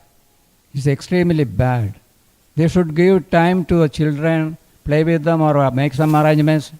It's some sort of escapism actually. It's a real point to be understood by all parents. Another thing is telling about the educational systems. I have just one question. Why can't ISKCON come forward and started building model schools? It is allowed in US, I hope. So we can have a school to show the public, see, our children are much better. But we should have ideal leaders, good leaders who can do it. It's a very important factor. People are, here we have educated people. All the people from India who come here are all highly skilled, they have better brains, better skills. Why don't they use that in the service of Krishna? And why they are afraid that by serving Krishna, they will be deprived of any of their... Why they have to spend their whole life for somebody else? Why can't they spend their life for Krishna? Krishna will not maintain them. So at least these people who are talented and educated, at least they should start some sort of seva, something like that, Slowly Krishna will give them the confidence so they can give up and then fully dedicate their life for Krishna. And they will see that Krishna will maintain them better than anything else. Now, Thank you. Prabhupada has given the formula of everybody need to eat food. Correct. So make it prasadam. By Krishna, you said that just by eating simple Krishna prasadam, Krishna, people can go back to Krishna, spiritual world. So the same way, if children are so much addicted to watch the movies, why can't we make more medias, more cartoon movies, everything, something related to Krishna, Krishna stories. Flood the media, flood the YouTube with Krishna themes so that the children will get even games. So people nowadays say all the AI games, so many things, and millions of dollars government is spending and get so many free resources also there.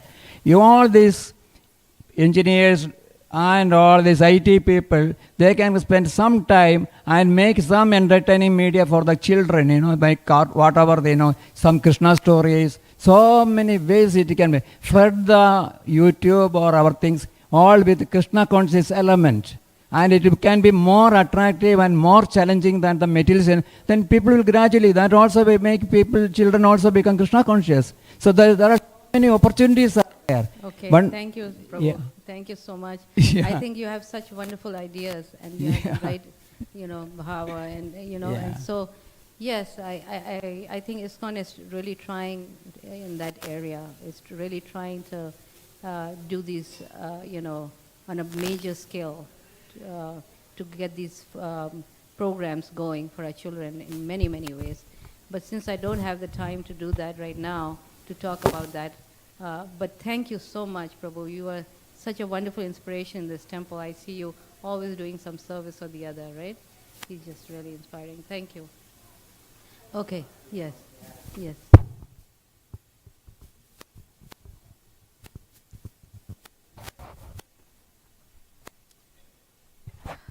Hare Krishna Mataji. Actually, there is a question online. Someone's watching online. Neha Mataji.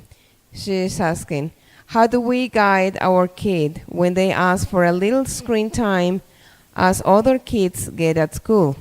Or for that matter, whenever they aren't willing for Krishna conscious services, how do we realign their thoughts? Okay, so if I understand correctly, the question is that, if children are asking for little screen time, what's wrong with that, or should we do that? Other kids are also having screen time. Why they are allowed? Yeah. So the problem, like I said, there's one is the content and one is the medium. The problem with the medium is that it's very, very addictive. My daughter-in-law also, when my grandchildren were very small, she would do the Krishna cartoon, the Krishna cartoon, while they would be eating. And so that way she could peacefully feed them, right?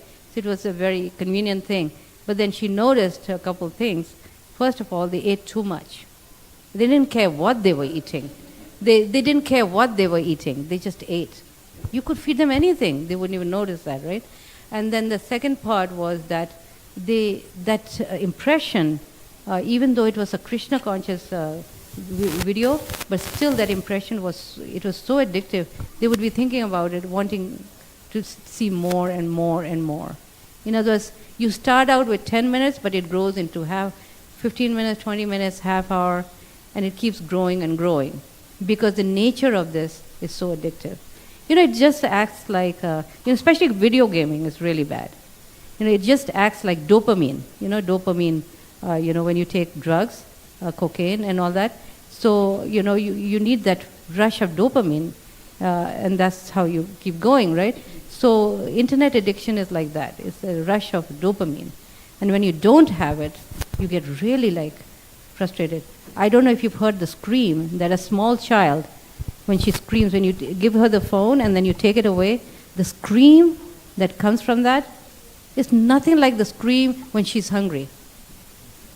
Even that scream is not so intense as this scream. Because again, it's because the nature of this medium is so addictive.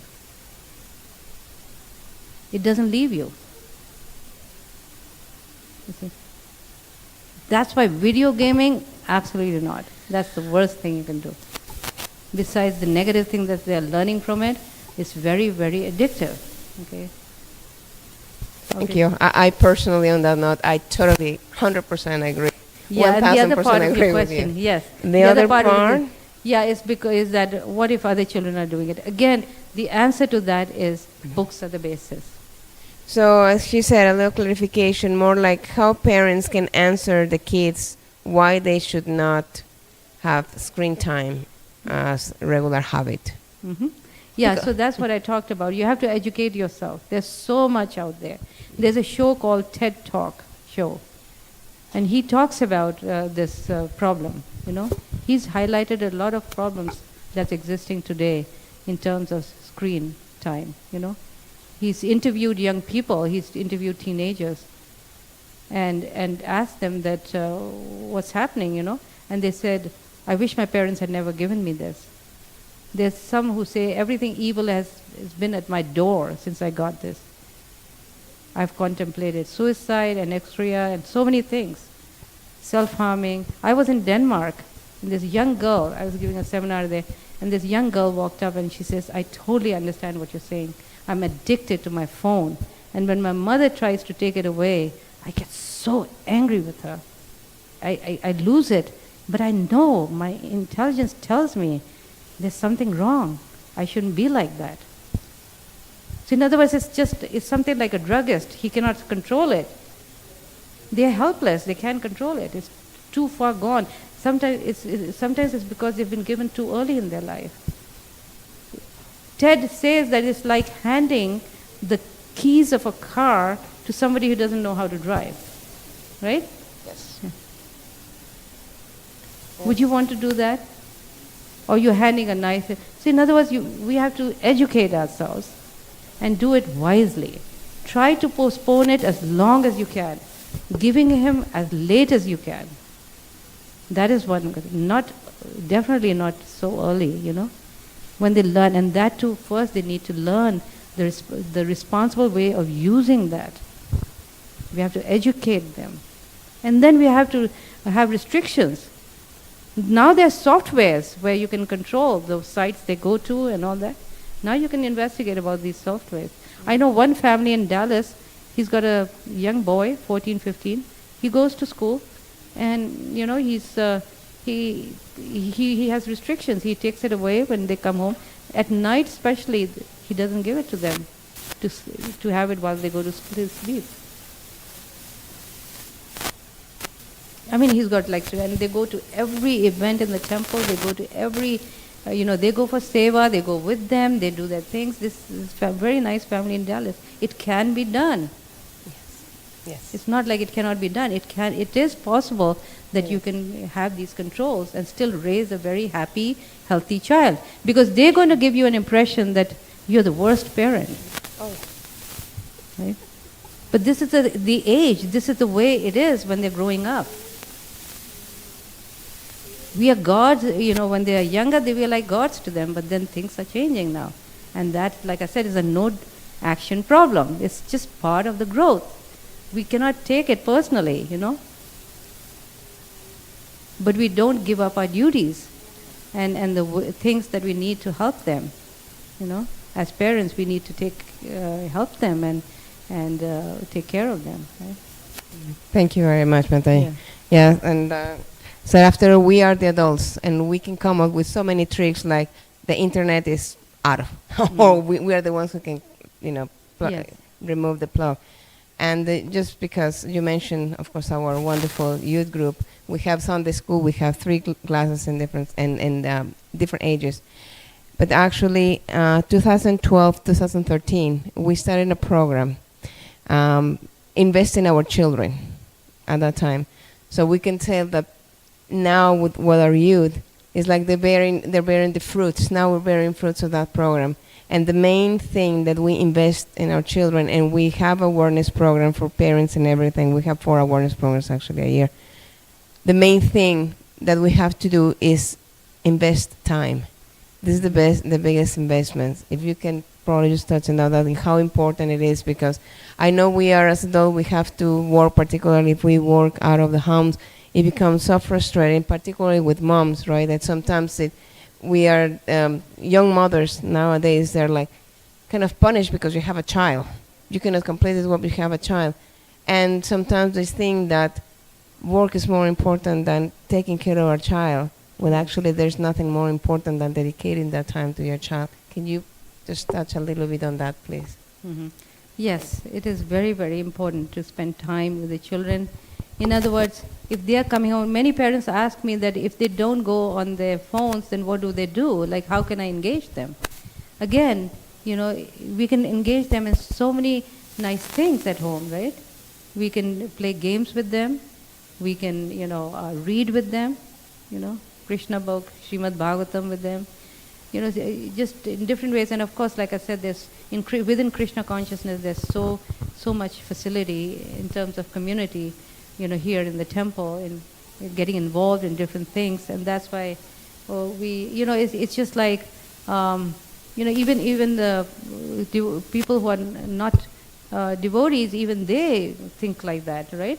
They once a week, they go bowling together and all that. So what to speak of spending time in making Krishna the center? That really gives the bonding. If we want to be close to our children, Krishna has to be the center. That gives the bonding. Not so much if you watch a show together or you go bowling. That doesn't create the bonding as strong as when you spend time together doing some wonderful things, Krishna conscious things. And of course, as they grow, they may not want you to want all that. They may want their friends. Well, then you find a youth group like you have here to spend time with. Right? Okay, thank you. Okay, should we move on? Because I think we are losing time. I'm supposed to finish at 1. Okay, one last question, Prabhu? Yeah, just a comment, Mataji. Yeah. Going back to the previous point you were making, how should we educate ourselves about the ill effects of electronics and social media. So, the recent event that just happened a few days ago, where this social media influencer Charlie Kirk was assassinated. If you read about the assassin, he's a 22-year-old kid, a Mormon kid, raised very religiously, very rightly, but in the chat rooms, which have become like echo chambers, where a certain philosophy or indoctrination happens, which kind of overpowers what their parents taught them or what they are culturally raised in, and they go and do these kind of things, you know. Even last year when there was an attack on President Trump, that kid was also a young kid, and similar way indoctrinated. Unfortunately, he was killed and he's no more. But what I'm saying is these social media channels and platforms are becoming, you know, they learn, Krishna, they learn about life, they learn philosophy, they kind of shape their mind, you know. So it's so dangerous. I mean, the family turned him in. Actually, in this case, his father turned him in because he thought that was the right thing to do when he found out it's his son. So yeah, I mean, this is what we are seeing, and me and my wife are discussing. I mean, it can become this bad, right? So it's crazy what's happening right now. Yes, Prabhu. You rightly kind of painted the right picture. It's coming to that point, it's already here, so we just have to take more and more shelter of Krishna. That's the whole point. We have to take more and more shelter of Krishna, because because when we utilize divine power like that, it's very powerful. That's the only thing that can counteract, you know. Because according to the Acharyas, Bhaktisiddhanta Saraswati Thakur Maharaj, it is said that children have a natural tendency to seek out bad association at a certain age. You know, I mean, I can read it out to you. It's just very, you know, they move towards that, okay? And the only thing that can control that is Krishna consciousness. It's just the period of growth. Curiosity, of feeling that pull of being independent and you know, having your own ideas, rebellion. The intelligence turns into rebellion, right? So in other words, so this is part of that growth. And so how do we channel that in a way that they don't go through that, basically, is association with Krishna and his devotees, right? If I have time, I'll read out those things to you. It's really, really interesting what Bhaktisiddhanta Saraswati Thakur Maharaj, he spoke about parenting. You know, Acharyas have spoken a lot about parenting. Bhaktivinoda Thakur, Bhaktisiddhanta. Anyway, so anything else? Anybody? Okay, let me just go on and try to finish this.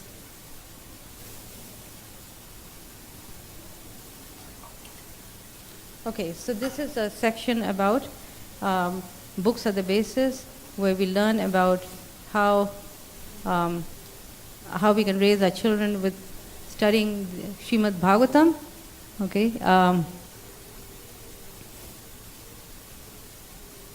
So I'm going to read these wonderful verses. Prabhu, can you read? Somebody can read for me? Yeah, please. Our students specifically, they should take care of reading Srimad Bhagavatam. We have therefore prescribed in our school, Dallas, and from the very beginning, if they begin education with Bhagavad Gita and then come to Srimad Bhagavatam and read the whole literature, then they'll be more than MA, PhD. Even astronomy, astrology, politics, sociology, atomic theory, everything is there.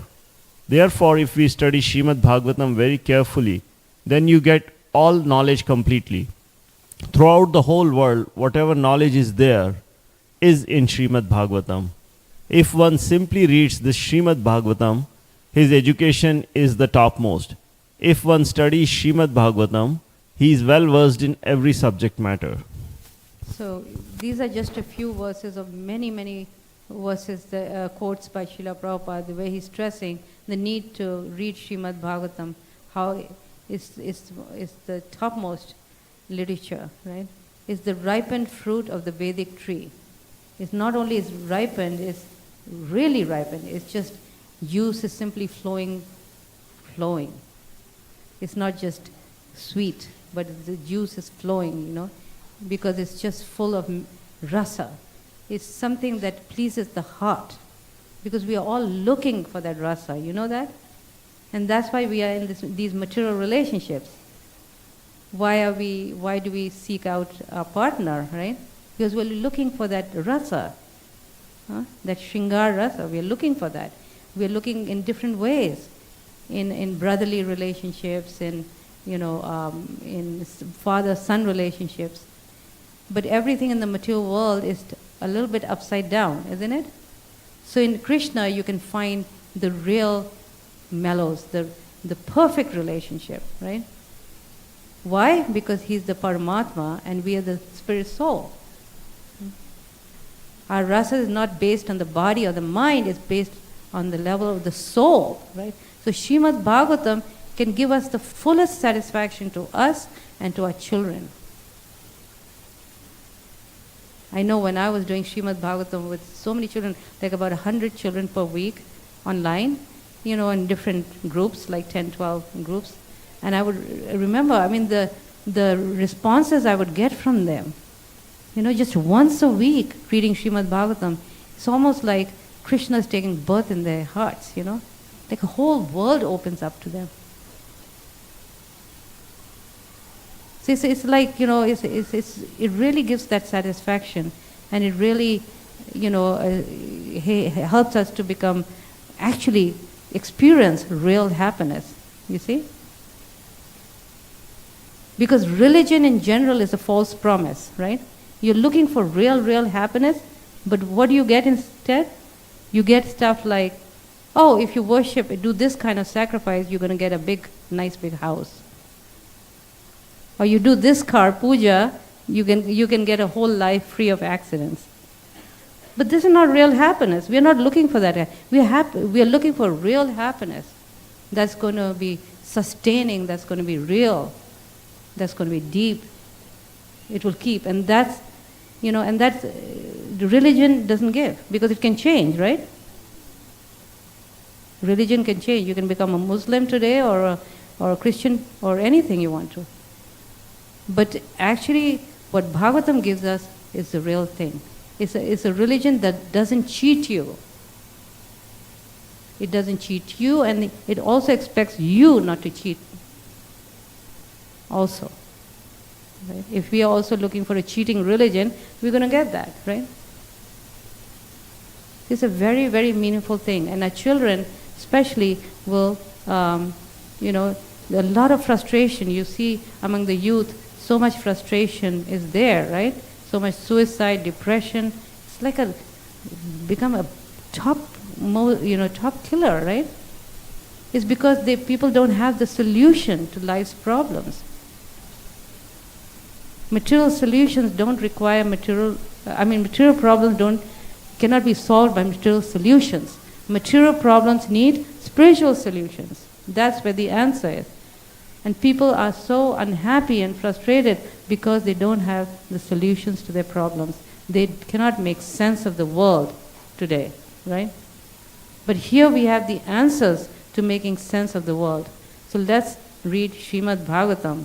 And so here Prabhupada says that when you read Srimad Bhagavatam, you can become master's PhD. And that's what I talked about, right? The language, the vocabulary is so elevated, right? My children studied Srimad Bhagavatam. I was homeschooling them for 6 years. And within a span of 6 years, they could study university courses. They went straight to university. They skipped high school. From homeschooling to college. A 12-year-old can go to college studying Srimad Bhagavatam because it's master's PhD. What is Prabhupada saying here? It's master's and PhD. Language is of such a high caliber. Because it's just, it's through many types of thinking, abstract thinking. We have so many wonderful analogies, metaphors. All this cannot be taught, can be taught, but is not as effective as when you study through Srimad Bhagavatam. Okay, let's go on.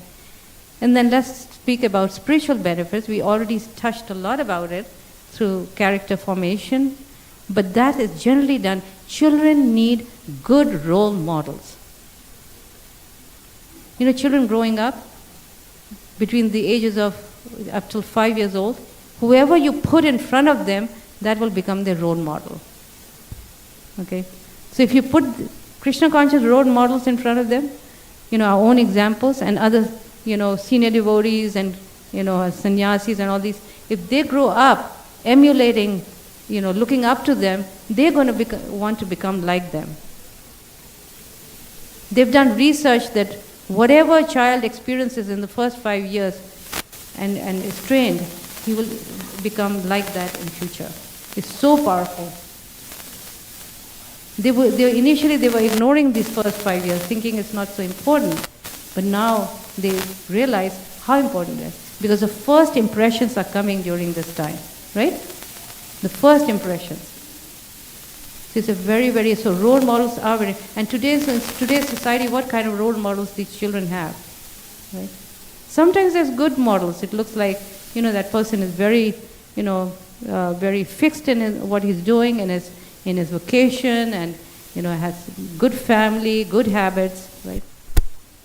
But because the material mode of goodness doesn't stay steady in the material world and it degenerates into passion and goodness, those examples don't stay there for too long, right? You've heard stories of somebody so, you know, so morally upright and everything, and after a few years, what do you hear? Something has gone wrong, right? There was a very famous golf player when my kids were growing up, and all the children especially, they just admired that person because he was such a great example of moral uprightness, good family man, very good at playing golf, excellent. All the advertising companies were hiring him for their products, everything went over, and then one day they found out that he was having extramarital affairs. His whole family was devastated. His wife was devastated. All the companies said, forget it. We don't want you, right? But people forget the impression, the effect it has on our children. What they go through, admiring a person and then suddenly finding out. They either continue to emulate that person, and what's going to happen? They're going to follow in his footsteps, or they become skeptical, right? So it shows that our children need good role models, transcendental role models that doesn't change, go up and down, that remain steady, that they can look up to. And those transcendental role models you can find in Srimad Bhagavatam. Story after story you'll find such role models, such great examples. Dhruv Maharaj, Parikshit Maharaj, right? Prahlad. Every story is so unique and can teach things that we cannot teach, really. Just the aspect of teaching our children to be grateful. You know, with humility comes from being grateful. That's how we cultivate humility, when we are grateful to people who've done things for us, right? It's very difficult to teach children gratefulness, right? How do you teach them? You can't tell them that, oh, you know, I've done so much for you, you should be grateful. You think they're going to listen to that? No, no way, right? It's just going to go from the other ear, right? But you learned this quality from the story of Dhruv Maharaj. It has a big impact. Dhruv Maharaj, when after he, he went to the forest and, and for 6 months, within 6 months he saw the Lord, came back, and then he was made the king, right? Krishna said, no, you need to become king. And he became king, and he spent 36,000 years, ruling the whole planet. And then time came when he was ready to go back to Godhead. The airplane came, right? Remember, the beautiful airplane came with Nanda and Sunanda sitting there. Beautiful description in the Bhagavatam. And they tell him, Dhruva, Krishna has sent you this plane, now come and sit here. And he says, no. And he says, what happened? And he says, well, and he's thinking about his mother. thinking, why, how can I go without her? She's the reason why I'm going back to Godhead today. I learned the first lessons from him. She was the Padbadaksha Guru, the initial Guru, who taught him gave him the right path. And then, of course, later on, his Diksha Guru was Narad Muni, right? So, and then Nanda Sunanda pointed upwards and said, "Look up, Dhruva." And there he could see his mother going in a separate airplane already on the plane. Okay? So Prabhupada writes that this is the quality of gratefulness. Even after 36,000 years, he could not forget the training, the good advice from his mother, who showed him the right path. I mean, she was a great lady, a glorious mother. We think so bad now in modern times. We don't think much about motherhood. We think it's not a very honorable position, right? But when you read the story of Suniti, how she, had such a wonderful, glorious mother, right? She gave Dhruva the right path. Actually, his strength came from his mother, not from just being a Kshatriya. His mother changed his life, gave him the proper instruction. So in other words, Prabhupada is saying that gratefulness, this is the quality of gratefulness that we find in Dhruva. Now, you cannot teach your child gratefulness without, unless you read through Srimad Bhagavatam, because then he understands. And of course, just not gratefulness to your parents, but to all Vaishnavas who you feel obliged to, who helped you in the path of Krishna consciousness. So all this comes from the stories of Srimad Bhagavatam, and then of course Parikshit Maharaj. So many wonderful qualities of humility. He's cursed, but he doesn't counter-curse. He doesn't want to go against the desires of the Lord, the current of time, right?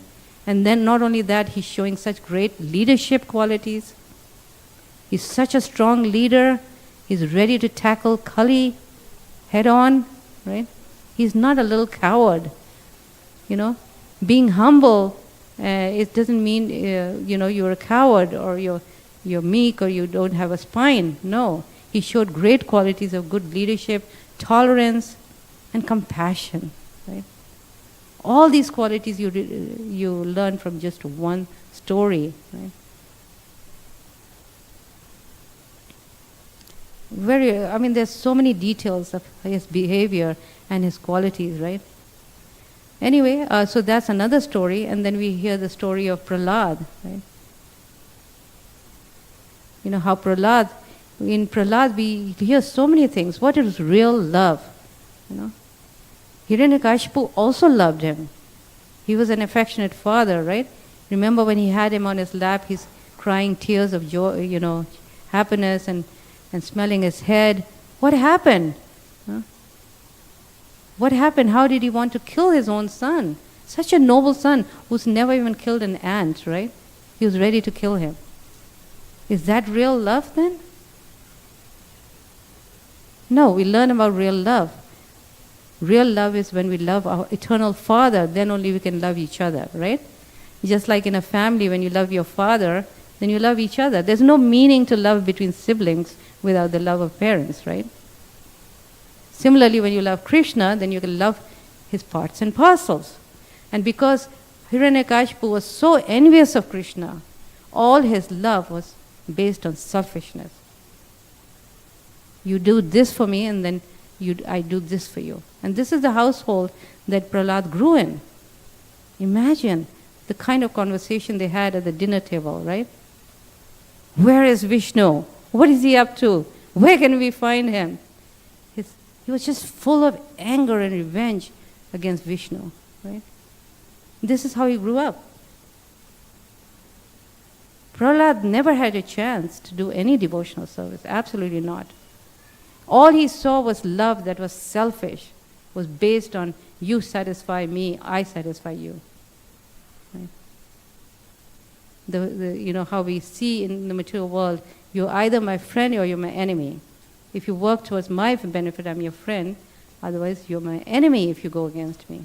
And you can switch within. Have you seen in material life, during your own life, the same people who your friends turn into the bitterest enemies, right? Because it's all based on selfishness, right? So Prahlad grew up in that atmosphere. But in spite of that, imagine just by being in the womb of his mother, hearing Narad Muni, how he turned to be, switched into becoming a devotee. Just by the process of hearing. He absolutely had no chance at all being raised in a family like that, where there was so much hatred, vengeance, anger. He had no chance. But the power of hearing was so strong just by being in his mother's womb and hearing Srimad Bhagavatam, having a Srimad Bhagavatam class every day. You do Srimad Bhagavatam class every day as a devotee, guaranteed you're going to become like Prahlad. Prabhupada said every child can become a Dhruva or a Prahlad. He quoted actually Jiva Goswami saying that. Every child can become a Dhruva. He didn't say there was just one Dhruva and one Prahlad. He says every child can become. Maybe he's not going to see Krishna in the womb of his mother, like Parikshit did, right? But he can be a Parikshit. If his parents so desire, it's up to us. See, our philosophy is so powerful. Within one lifetime, you can see people, just becoming just characters out of Bhagavatam. Bhagavatam is still going on. It's eternal. We see people who've been trained in Krishna consciousness where they've become characters out of Bhagavatam. I remember the story of Kadam Kanan Maharaj, when he passed away. I mean, when you read about his life story, it's amazing. No less than Parikshit Maharaj. So fearless. He was the temple president in Vrindavan, and the gangs, they shot him. And he was in complete bed rest for 1 whole year. He could not move. He got, finally when he was able to, nothing changed for him. He continued with his service and his bold preaching and all that, And right at the end, when he had cancer and he was in so much pain, he died just like a warrior. In one lifetime, you have people like that. That's the power of Bhagavatam. That's the power of this process that Srila Prabhupada gave. Again and again, you see Bhakti Tirth Maharaj, and you hear about him. Read about these personalities, and then you'll have faith that actually what Bhagavatam does to our children, and these were people who came as adults into Krishna consciousness, right? They turn people into sadhus, right? Because the way Bhagavatam is, it's not just about moral issues. These are not moral stories. They're not value stories. They're actually deeper than that. Moral stories are what? Should I tell a lie? Should I not tell a lie? Should I steal, not steal? You can understand, right? You need some determination not to do those things. Those are called moral value stories. But there's something like ethical issues, which goes much deeper, where you have two things that feel similar. They're both right. What decision do you take? They both are right. Bali Maharaj was faced with that situation, right? Should I listen to my guru or should I listen to Vamandev? And Shastras, it says that guru is very important. How did he take the right decision, right? Because he understood that the real meaning of life is to please Krishna. That's the samam bonam. We have to take decision that pleases Krishna. Arjuna was in the same dilemma. Should I follow Kula Dharma or Sanatan Dharma? Right? And he was confused. And actually, according to scriptures, you cannot kill your superiors like that, right? But when he took the right decision, when he understood that if I please Krishna, everything will resolve, you know. When he took the right decision, see what happened. So in other words, so Bhagavatam is, Mahabharata is more about ethical issues which are related to dharmic issues, right? More dharmic. But dharma can be also, more, materialistic also, right? Material dharma. But para dharma is what Bhagavatam is teaching us, right? Not just dharma. Right? Our purpose is not just to become a dharmic person. Our purpose is to practice parodharma, which is how we can please Krishna. And that's what Bhagavatam says. Because Arjuna had, was willing to kill all his relatives. That was against dharma, right? In order to go to a higher level. What is it that pleases Krishna? Right? Gandhari was following her dharma, but look at her fate. The most tragic personality in Mahabharata. She's very dharmic. There was never a time in her life when she gave up dharma.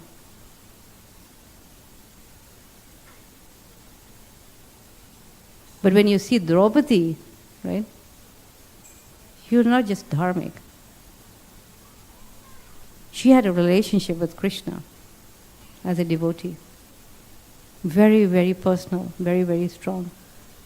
And look at her fate.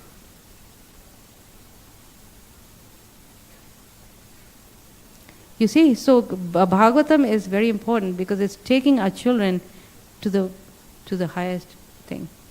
Bhagavatam is so wonderful, right? It doesn't care about your material situation. In our Shastras it says that the wife for the wife the husband is guru, right? Spiritual master. Right? But in Bhagavatam it is reversed. We see the story of Yajna Patnis. They went against their husbands for a higher principle. Krishna is coming hungry to them. I'm hungry, give me food. And what are the Yajnapatis saying? We can't. Don't you see? We're doing yagyas. And they're feeding the mouth. They're chanting these mantras and feeding the mouth of the fire, which is the mouth of Krishna. And Krishna himself is coming, I'm hungry, give me food. So they are following the ritual without understanding the spirit of it. And the Yajnapatnis, they quietly, secretly, they take all these big pots of food and they vanish and they give Krishna these, food. And, there's a whole story. And then, of course, they're afraid to go back because they know they've went against their husbands. And they said, Krishna, we're not going back. We are here now. And Krishna said, no, you go back. I'll make sure everything's okay. And they went back and their husbands were just feeling so bad and lamenting that we are meant to be the gurus. Look at how we behaved. You see, in Bhagavatam, everything becomes topsy-turvy. Why? Because the essential principle is how to please the Lord. The essential principle is the relationship between the Lord and his devotee. And all reverses. I mean, a child is supposed to listen to his father. But in Bhagavatam, Prahlad is advising his father. It's turned upside down. A demigod is better than a demon, but in Bhagavatam it's reversed. Vritasura, he's a demon. Prahlad is a demon. Right? I mean, Vritasura is a demon, Indra is the demigod. Everything is reversed because in order to follow the highest principle, that when it comes to pleasing the Lord, when it comes to the Lord and his devotees, that is the highest. You see? So you can see how much the children, in terms of ethics, in terms of character education, what they are learning. Such people, Prabhupada said, they can become leaders of society. Prabhupada didn't want our children just to be staying and not going out there to take leadership positions in the country and everything. He said they can become they can adopt any varna as they want to, right? But the main thing is that character has to be there. What a leader these children will become, right? A leader with character is like a father to the citizens, right?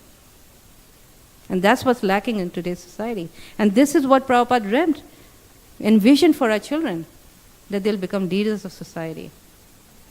Okay? So this is the character part. And then we have academic benefits. Yes, of course, the main reason is that children, by reading Srimad Bhagavatam, they can go back to Godhead. They can become pure devotees.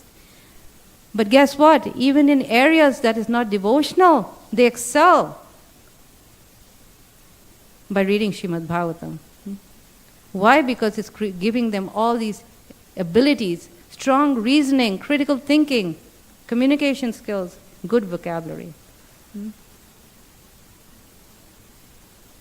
it's teaching all that, because the way the Bhagavatam is set up is not just a simple straight story. It's set in layers and layers and layers.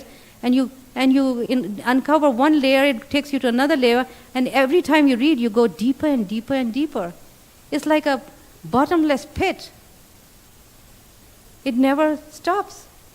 The more you read, the deeper you get. And that is why Lord Chaitanya was reading the story of Prahlad and Dhruva hundreds of times. Because every time he got newer and newer lessons. It's alive, right? So you can imagine a child who can go through so many layers of thinking, what his critical thinking will be like. The way he analyzes things. And this is what the employers today are looking for. Gone are the days when they just look at your marks and says, wow, you got an A, so I'm going to hire you. Now they don't hire like that. The way they hire is that they give you a set of solutions, problems at random, and then how would you solve those problems? Those critical thinking. In America, if somebody wants to become a lawyer, the prerequisite here that they prefer is a degree in philosophy. And imagine, Bhagavatam is all about philosophy, the deepest philosophy. This is what they prefer. Not because of the content of the philosophy, but because of the skills that's needed in order to come to philosophical solutions.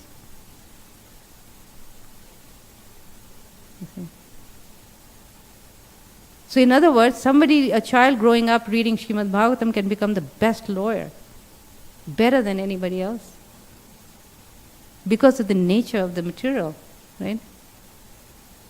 Bhagavatam is full of analogies, metaphors, this kind of abstract thinking. It's very difficult to understand spiritual concepts without material examples. And so therefore, all this is creating a lot of deep reasoning in the children. For example, you cannot understand, really in this conditioned state, you cannot really understand the difference between the body and soul without the analogy of the car and the driver that Prabhupada gives. You see? Prabhupada, one time he met a reporter, and he didn't give up till that reporter understood the difference between body and soul with this example, analogy of the car and the driver. He went on and on and on and took this analogy in different ways till he got it. Imagine. The car is there, the car is the body, the driver is the soul. Out of the two, which is more important, the car or the driver? Whether the driver is in the car or outside the car, he's more important, right? And because people don't understand the difference between the body and the soul, they think whatever ISKCON is doing is not needed. And then he says that then they question why we don't give petrol or fuel to the driver, the same food as the car. Why does he need a different food? As the car needs. The car needs fuel, so the driver should also get fuel. But the soul needs different type of food. The soul needs Krishna. No amount of material things that's going to satisfy the soul. I mean, he went on and on. It's just amazing when you read that. This is how, when a child reads Bhagavatam and hears these analogies, he develops that ability to take any topic and to go deep. So that's why when my oldest son, he entered college very early, like 12, right? And that happened accidentally. I had no idea, no inclination to do that. It just happened. Because he was studying Bhagavatam, their language skills was very good. So we were running a Govinda's restaurant, and this chairman of the English department happened to come there for eating, for lunch. And then he noticed how these children were speaking such fluent English. And he says, why don't you let him take a class in the university? And I said, well, he's so young. He said, no, just one class, it's okay. And he's the chairman. I was thinking, okay, well, let's think about it. And so then I went to the dean and he said, I think he's too immature. Emotionally, he'll be too immature with the other kids. But if the class teacher allows that, says it's okay, then it's okay. So I went to the class teacher and she said, okay, let's try it. And every class was full. It was too late. All the 101, 102, Hare Krishna. 101, 102 was full. So he kept pushing us and said, why doesn't he take the honors class? I said, honors? I was really nervous. He said, yeah, try the honors. The first year honors class was full. He says, try for the second year. It had a few seats. And here's this 12-year-old child walking into a classroom, honors second level,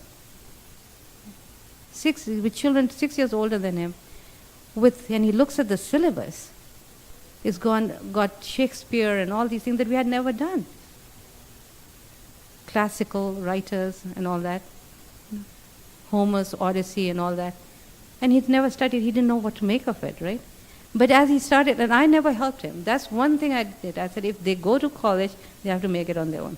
If I have to babysit him, what's the point, right? And so anyway, so he started reading that. And he realized that actually it's not much different. Shakespeare's view are very, they coincide with what you're hearing in the Bhagavatam. Bhagavatam goes deeper, obviously, right? There was descriptions of big banquets and feasts. And he thought that was so similar to Chaitanya Charitamrita, where the devotees and Lord Chaitanya, they were always feasting. So he started, doing his assignments, and then the teacher told me, he said, while the other kids were trying to just do the storyline, this kid was going deep into it and thinking, what is Shakespeare thinking? Why is he saying that? And she gave him a straight A. And that's not my credit. Remember, I didn't do anything of that. It's the Bhagavatam. I just facilitated. Remember, I was also reading with him for the first time. So my knowledge was not vast. I've developed it some more now. And then I developed that conviction. After going through with my child, then I realized, okay, this is something to share and give other people the faith, the one that I went through my experience. The faith came gradually with me, right? So it's a very wonderful book that can do wonders, right? Now, I'm not promoting that you do that. Send him to college early and all that. It's just, for me, it happened accidentally. And then, of course, he was a part-time student. Then he took some more classes. Then he took more classes. Even when he took the philosophy class, obviously that was his strength, right? Philosophy. But it was all impersonal and atheistic and Mayavadi, right? But having that foundation, and that's what Prabhupada said in that quote, that if we give our children the foundation of Bhagavatam, and because Bhagavatam covers every subject matter, his foundation in every subject matter becomes strong, right? Then when he has to do the same subjects in college, which is not the devotional aspect, is mundane, right? It could be even atheistic or whatever. He's okay. He's not going to have doubts. Because you've given him that strong foundation, the strong theistic foundation, that conviction that comes from Vedic philosophy, from the way Prabhupada, gave the purports and everything. That conviction that came from his foundation of reading Srimad Bhagavatam, he was able to take all these other philosophies and understand, without losing his conviction on the supremacy of the Vedic perspective, you see. Otherwise, if you don't do that, then and children take lines like, become a scientist or whatever, then they get shaken up. I know scholars, academic scholars, who lost it, who started having doubts after they went into academia, Because obviously if your foundation is not strong, then, it's very strong, media there, right? I mean, a child goes to school and you see this big screen where you hear about different theories of creation, right? Of origin of life. You get shaken up because it's so colorful. You want to believe it, right? So unless you give him a foundation of Srimad Bhagavatam as to how the life originated or how creation took place, I mean, chapters after chapters is so technical, right? So much of it is technical. Nobody can make that up. You read that, then those theories are there a good way to refute later on or whenever, right? And that's why Prabhupada wanted his devotees, his disciples to become scientists, right? And refute these theories in a nice way, right?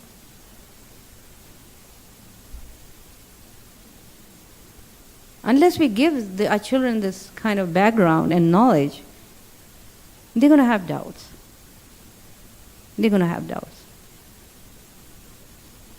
So many IIT people come from India to study in America, right?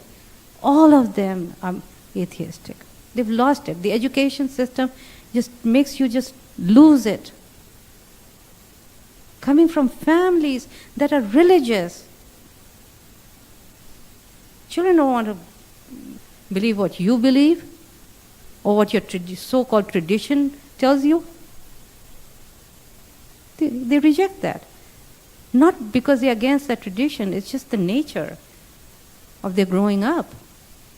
Unless you give them the conviction, a higher conviction which comes from a higher source, what we tell them,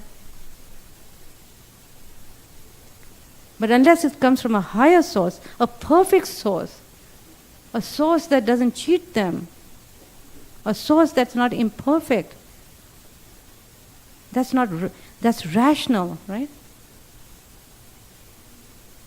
We shouldn't be concerned only about what they're going to become, a doctor or a lawyer and this and that.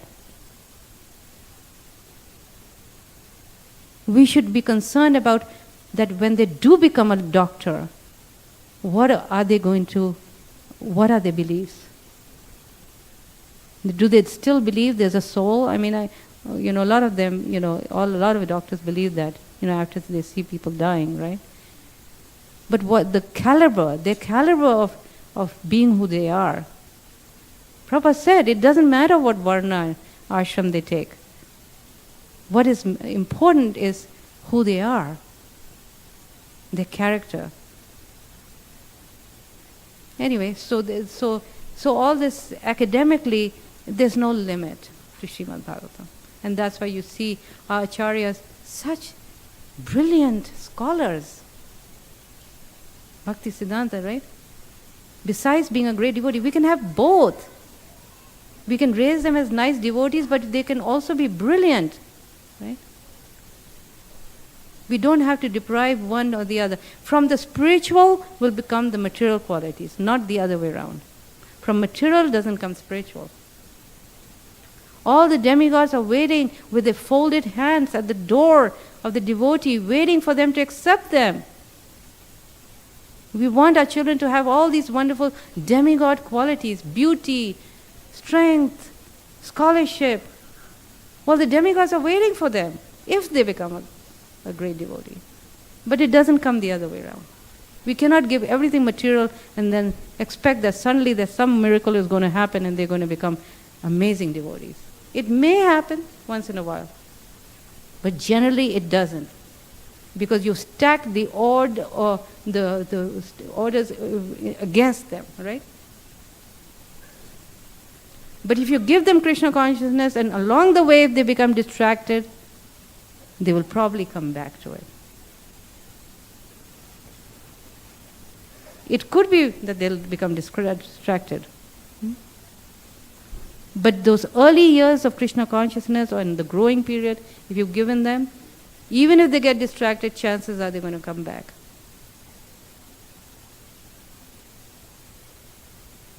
In other words, you've lost everything, you've lost the soul, right? Isn't that what Christ said? Anyway, so we're done with that. Methodology, real quickly, there's many different ways, but what I tried is when with children, I've done with other children, hundreds of other children, with my own children, sit in a circle or sit behind it in classrooms, and we read through the translations, we open it for discussions, and there's time for reflection, where after every chapter, a child gives realizations, and those were my favorite moments, The realizations children came up with was no less than an adult's realization. Because Bhagavata or all this devotional process is speaking to the soul. It's not speaking to the body. You see? So a child, and that's why you see brilliant child stars, like Dhruva and Prahlad. Because it's not the body, it's the soul, right? So even a child can become the greatest devotee. Because they're speaking to the soul. So when they speak their realization, they can go very deep. I know 4 or 5-year-olds, they go so deep, they surprise you. They actually surprise you. And the earlier you start, obviously, the capacity for going deep gets better and better. Okay, so this is what happens. These are my books over there. We have a team, okay? So I'm not the one doing it. We all do it as a team. These are called Srimad Bhagavatam books. And they have 1 book per canto. And so we've done like 7 cantos now. And so the child, it becomes, it's Bhagavatam in a child-friendly way. When I started doing seminars, it's been many, many years, and parents would say that, I don't know, it's really difficult for me how to do that. Then I came up with this idea of making this Bhagavatam accessible to parents and teachers, so that they can actually get the help, the guidance on how to frame the questions, and how through different activities, how to bring the philosophy in a child-friendly way. Like for children, the way they think are different, right? They're children, right? So how to bring it in a way that they can find Bhagavatam as they can grasp the philosophy. So we do this through different activities, okay? Like introspective activities, analogy activities, critical thinking activities. We also have theater, drama, we have crossword puzzles, we have a lot of fun stuff also, language activities. So every chapter has got these activities, but you don't have to do all of them. You can pick and choose, okay? And so it highlights, brings the philosophy in an easier way. Now, these books are now been, Jai Pataka Swami really liked these books, and now he's helping us to make it into a certified Bhakti Vaibhav course for children. So we're working on that, as well as Bhakti Shastri. So which means that when children can actually study this like a certified course, and still going to be, for children all the way up to 16 or 18, and they can give an exam, and they can get that degree, Bhakti Vaibhav degree, actually. And then they don't have to take the adult degree, actually. So we're trying to do that. It's going to take a little while, but by Krishna's grace and the blessings of Vaishnavas, we can hopefully do that. And this is a team. from all over the world with different parents and, who are expert in different areas. Some are computer professionals, some are language teachers, all, who have tried these activities with their children. It's a lot of hard work and years of hard work just to make Bhagavatam accessible to our children. So they are sold as a set, if you like. It's a complete set for 7 cantos. Okay? So, and like the 5th canto is all about science. Okay, then we can teach history, science. Like I said, so many things to be talked about, but I don't want to go over time. And these are some adult topics in Srimad Bhagavatam, because parents always ask me this. Oh, there are certain sections in the Bhagavatam, should I be doing that with my children? The Puranjan story or Diti and Kashyapa Muni story has got, some intimate details and all that between man and woman and stuff. But, I tell them, read everything. Read everything. The Bhagavatam is such a transcendental book, and it can never be harmful. They're going to learn about these topics anyway. And believe me, what they learn from there, from outside, is not what you want. Definitely you don't want that, right? From outside sources, internet, friends and all that. So when they learn from Bhagavatam, they get the proper perspective of the relationship between a man and a woman. Okay? And what basically it says that if you use it for the right way, in a way that pleases Krishna, the results are wonderful. You can have wonderful children and you raise them as nice devotees. Okay? But if you use it for sense gratification, then the results are terrible. And we see those examples also in the Srimad Bhagavatam. So Bhagavatam is giving both pictures. It's not like one-sided. We have the Diti stories, Puranjan stories, of the negative results of using sex as a part of sense gratification, right? So what happens is when children read these books, they see it in the right perspective. They understand this material world is all, is the nature of this material world is this attraction between man and woman. There's nothing wrong with that. It's absolutely normal, right? But if it is used in the proper way for pleasing Krishna, the results are wonderful.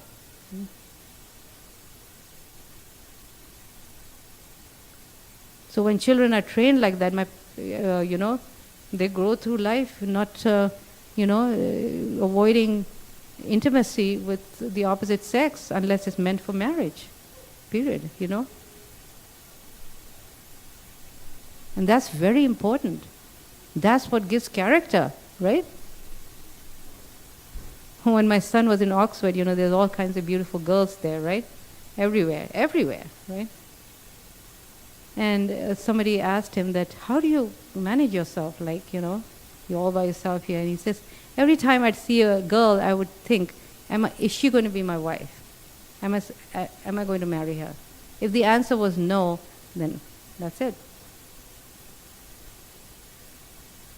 So anyway, both my sons had arranged marriages. And they grew up in America. And boy, they are in the world, So what I'm saying, it can be done. Just to give you the faith, it can be done. Even if they find each other, that's okay. But because they are both devotees, it's much nicer, isn't it? They have got the same way of thinking. They follow the principles. It's nice. That's the miracle of associating with a devotee, right? Even if they fall down, at least they fall down on the platform of goodness, not to ignorance. That's what Krishna consciousness does for them, right? You cannot go all the way, at least there's some semblance of, morality and focus, Okay, I'm a devotee, and my future partner is also going to be a devotee. So you can think like-minded, Otherwise it's very tough to try to manage. It's very difficult. Anyway, so Bhagavatam, everything about Bhagavatam is transcendental. You don't have to worry. Read everything. You don't have to go into details. Some sections you can go faster. Okay? Just because there's not much to discuss or whatever. It's not like you have to do everything in detail, every puppet. Please, no. Children have only so much capacity, right? And they like to be moving along. They get impatient, right? They like to be moving along. Because they're going to be reading, once they develop the attraction of Bhagavatam, they're going to come back to it. They're going to read a second time, third time, fourth time. That's the attraction you have to give them to Bhagavatam. I know in my life, whenever I had difficulties, I took shelter. With my kids, we'd sit down and read Bhagavatam. We were running a center, right? And it became into a mid-sized temple, and there were all types of problems. Just like Mother, Premadasri Mata, you can attest to that, right? When you're running a temple, there's so many different types of problems, right? Issues and problems and devotee issues and this issue and that issue. We'd go to the Bhagavatam for answers. We sit collectively and we find the answers there. I know one particular time we were having a very hard time.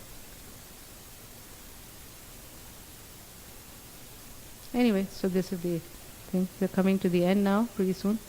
So children can be taught very early in their life. If it's that your small children, you can show them pictures. Repeat the story again and again. Children don't mind. Children actually love repetition. 4 to 7-year-olds, so it's a wonderful age to teach them. Wonderful age. I'll tell you a quick story about a boy who's 4.5 when I started teaching him. Well, I was teaching him before. It was a Dhruva story. And there was this beautiful explanation of the airplane coming down to take Dhruva. Beautiful airplane, beautiful attendants, Nanda Sunanda. The description was fantastic. And what did he say? He said, I want to go on that plane right now. Because he was so fascinated. I said, okay, one day you can go. Yeah, you'll be able to go. He said, no, but I want to go right now. And he just kept insisting. He just got so moved by that description. Then I said, okay. I started thinking what I should say to him. Then I said, okay, you can go, but your parents cannot go. Is that okay? And he started thinking about it. And he said, I'll wait, because I don't want to make the same mistake that Ajamal did. And this Ajamal story we did a very long time ago. It wasn't like recent. See, he took 2 stories, and this was a 4.5, 5-year-old child. He took 2 stories and he put them together so well. You cannot teach a child. Now, the story of Ajamal is such that he was a very nice Brahmana, well trained, but he fell down with a prostitute. He left his chaste wife and his old parents and walked away with this prostitute. Had 10 children or something like that, okay, from her. Became very, very sinful, did all kinds of horrible things.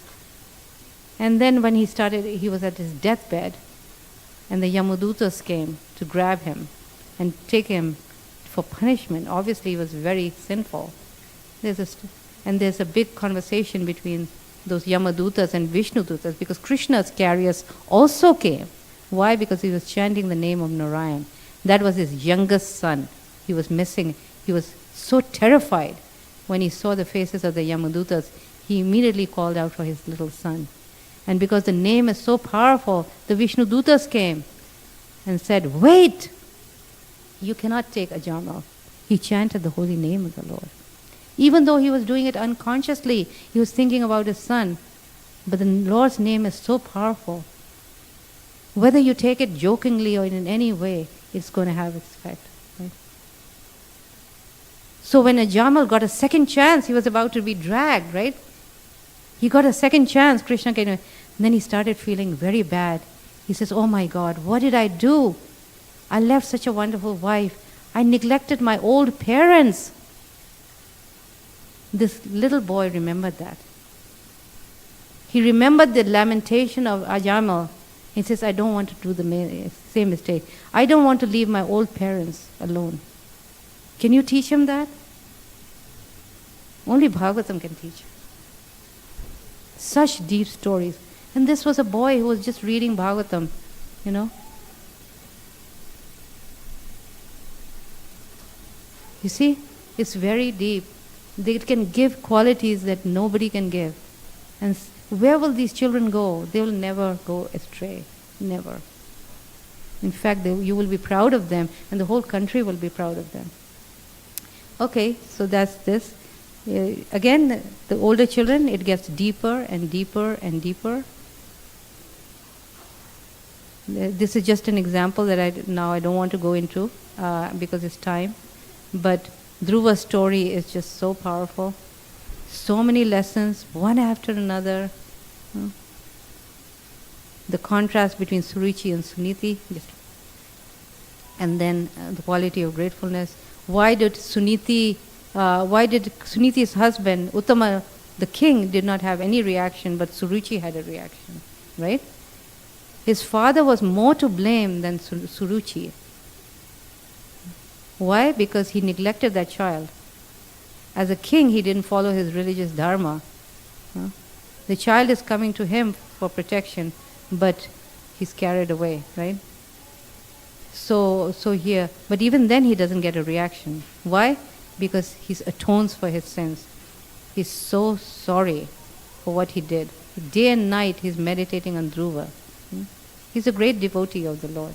He's Swambhu Manu's son. So anyway, but his wife, his stepmother, was the harsh one, and she died in a fire. Yeah. So anyway, Suniti's character and all that, how she changed a very unfortunate situation into something that brought fortune, right? He went back to Godhead just by taking a very, very difficult. Sometimes we have difficulties in our life, tragedies in our life. We learn from this story how to take those tragedies, those difficult situations, and turn it into the greatest fortune of your life. By seeing it as the mercy of the Lord, by turning towards Krishna and not towards the demigods or other people. Right? Deep, deep lessons. And you can spend months on this. Of course, children don't need to learn all at once. Move on to the next thing like that, So preaching is the essence. I've already spoken quite a bit about it, how important it is to solidify your faith. By sharing Krishna with others, it develops compassion. Besides that, you learn skills such as public speaking, marketing, debate, communication, conflict management. All this comes when you're preaching, when you're sharing Krishna. Because you have to answer questions, challenges. And you have to be ready with it. When we were doing school programs, we were doing first as adults, parents, and then children were observing. And gradually they started doing, because they were observing us doing it. And their first class was in high school, when my oldest son was 12. And we went to a high school and he gave his first presentation. His legs were shaking, hands were shaking. He was like a nervous wreck. Nobody could see it, but he knew. But he went past it. So this is how children start. They become nervous and all that. But he had confidence because he knew what he was doing and his philosophy was straight.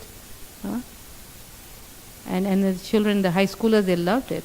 Every semester we would go and he'd go, and my younger would play the chanting, and the children would skip the other classes to come and hear him. One time a senior devotee came and I said, this time my son is not coming, but I'm bringing a senior devotee. And the principal the class teacher was adamant. No, she said, the beauty of your religion is how well your youth can speak it, can explain it. She was a Christian. It was a Christian school. People love to hear young people speak, right? It's very attractive, very, very heart-rending. We tend to hear when small children speak philosophy, right? Even though they speak philosophy, but they are still so innocent, right? Because they haven't gone through that grind,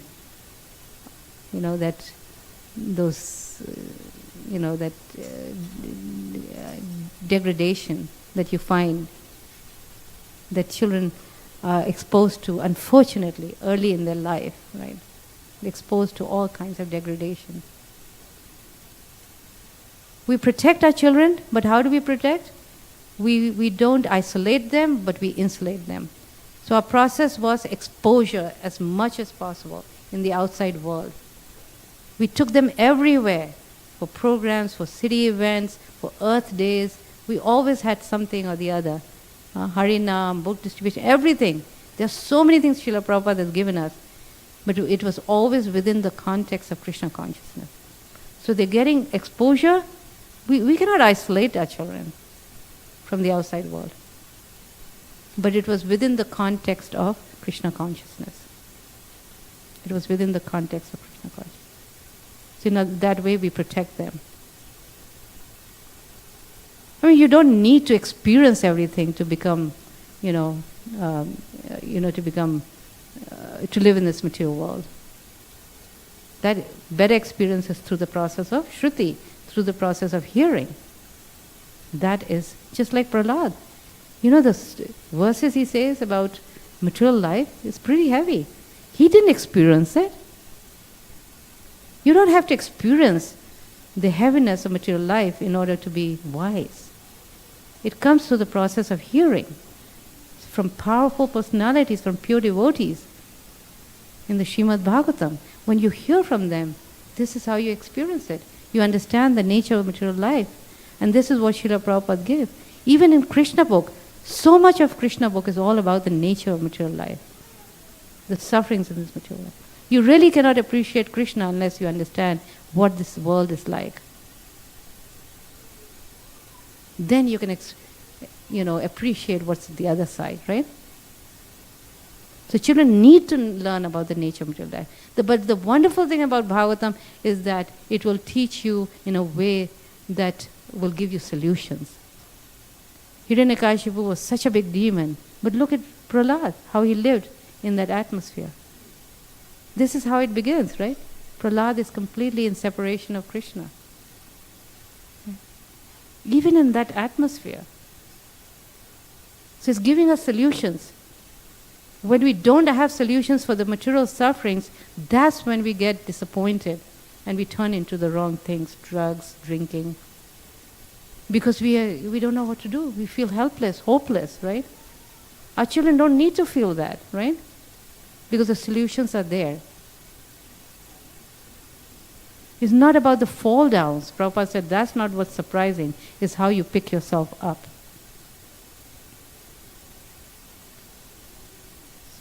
So preaching is very, very powerful. And the more you expose your children out there, here, of course, classes here, but also out there, take them for programs, school programs. Everywhere in America, they always, they want to hear about other religions, other cultures. They're open to it, right? Get yourself, find situations, schools or libraries or wherever, where you can get an opportunity for your child to speak, for yourself to speak, where they can learn. And this way, they become, what happens when people clap for them, when applaud them? Something happens in their heart. When they're standing as devotees and people clap for them, something changes in their heart. They suddenly feel very proud to be devotees. You've given them faith which becomes unshakable. What they're thinking, oh, I'm so proud to be devotees, to be a devotee of Krishna. That's why they come in temples, we have them do a drama and everybody claps for them. Why do we encourage our youth so much? It's because this is what gives good leadership qualities. Their faith solidifies when they see that how people appreciate them. Very important. Okay? So festivals, temple programs, all these vacations there. And here are the books that are right there. This book is published by BBT, and it's all about parenting. Even though it says homeschooling, it's all about how to parent based on Prabhupada's instructions and my experience, raising my children. It's all here, a lot more. So you can also get that. So thank you very much. I'll stop here. I can take a couple questions. I know I'm past the time. So...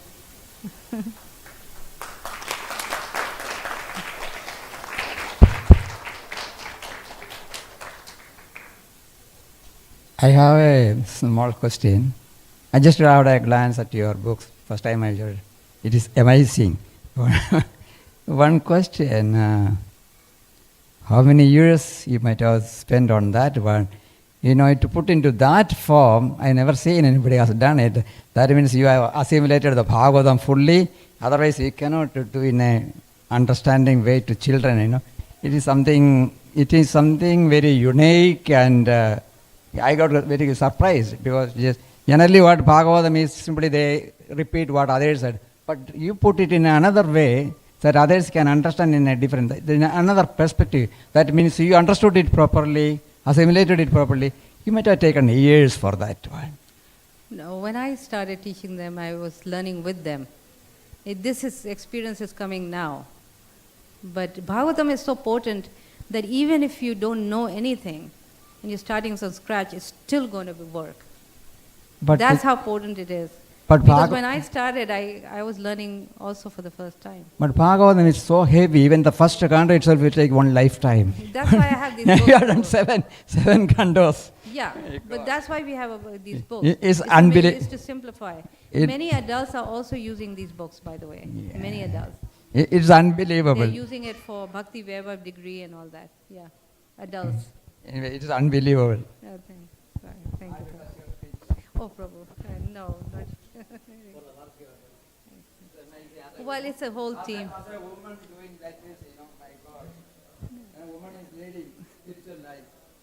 Well, it's more the team that's doing all that work. Hare Krishna. Okay, so we'll stop here. Anybody has any questions? Okay, thank you very much. Hare Krishna. Hare Krishna. We have wonderful prasadam now.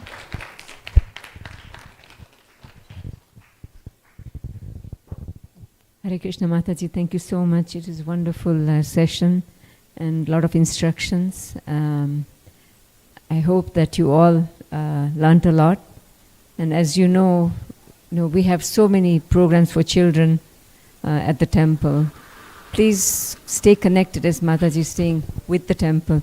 We recently also started reading, because we've been reading Srila Prabhupada's books, and we've read Bhagavad Gita, and we're reading Srimad Bhagavatam. We've finished that, and we're reading Chaitanya Charitamrita. So we've had so mmany things for the Vaishnavis and the adults, and we thought it was time to, and the youth have been reading, they read Bhagavad Gita and Srimad Bhagavatam.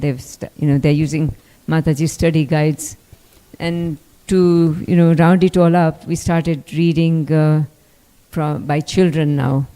So that's done daily during the weekdays. So, keep in mind that the means are there, for you to participate and take advantage of these programs and connect to the temple. I think its association is also very, very important.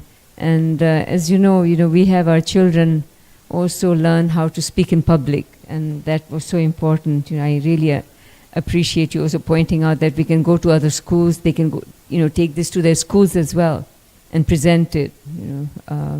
It will make them better characters, and they can also defend, or they can use their religion to defend, what they're following. It's not just ritualistic, as when we were young, we just followed what our parents did. But at least now the children ask you why. Why do I have to do that? What is it? So I think this all, you put it together so nicely. I really appreciate it, and we all appreciate it. So tomorrow we are going to have the art of Krishna consciousness schooling. So please attend that program. It's in the morning, no evening program tomorrow. Tomorrow the program starts at 10:30. Please be punctual, because the arati is at 12 o'clock, and then there's prasadam after that. So, and Mataji is traveling in the afternoon. So please be punctual tomorrow, and let your friends and family know also that the program's in the morning, and it's going to be continuation a little bit and more. If you have any questions and answers, any questions, Mataji can answer them. But once again, a big thank you, and we apologize for running late. We're going to be reciting the prasadam prayers, and then we'll be serving prasadam. The books are here. There's a set, Mataji, as she mentioned, that we are up to Canto 7 in the study guides, and then we also have Art of Krishna, Homeschooling for Krishna's children. Okay, the whole set is for $100. So if you'd like, Amazon is $200. so it's half So price. it's half price, and I don't make a penny out of it.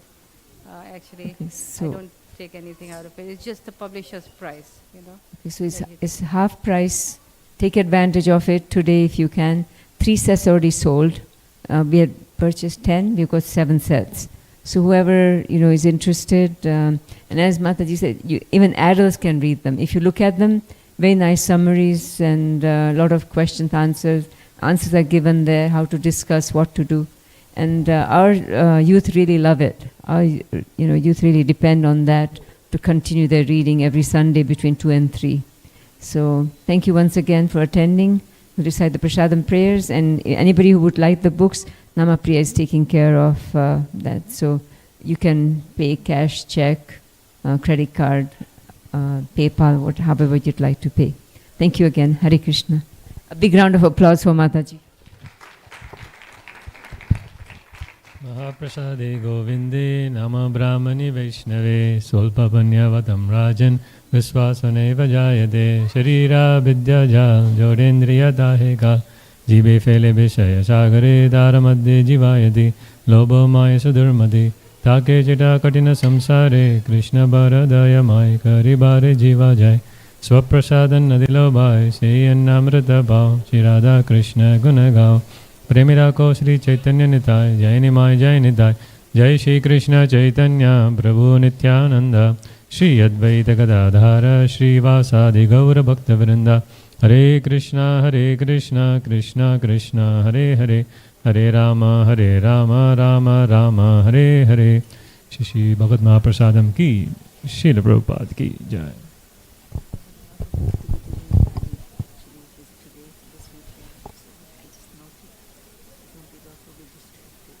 Oh, there's things going on. Oh, that's okay. I'm glad you recorded it if somebody wants to. You video recorded it, right? Oh, really? On Zoom? Yeah, 156. Oh, that's a lot. They just...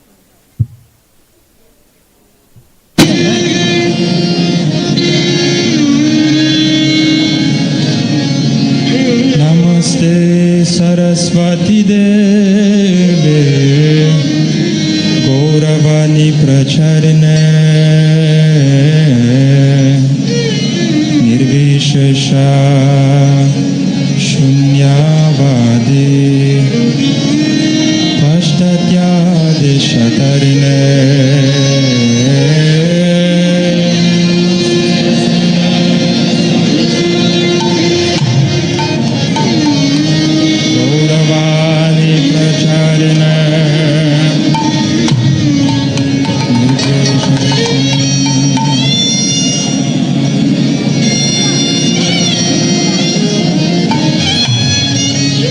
Jaya Shri Krishna Chaitanya Prabhu Nityananda Shri Advaita Gadadhara Shri Vasadi Gaura Bhakta Vrinda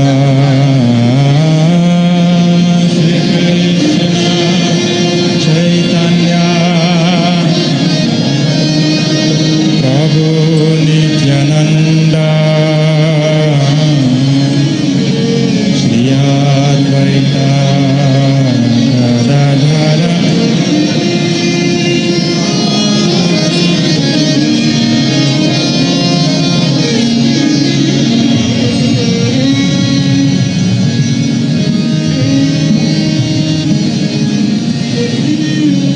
Hare Krishna Hare Krishna, Krishna Krishna, Hare Hare, Hare Rama, Hare Rama, Rama Rama, Hare Hare, Hare Krishna.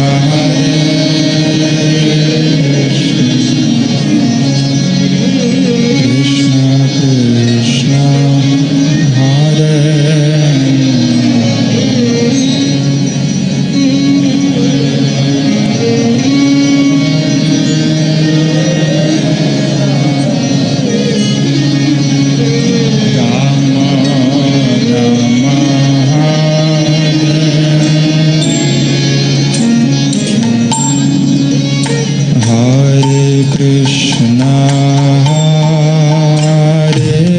Krishna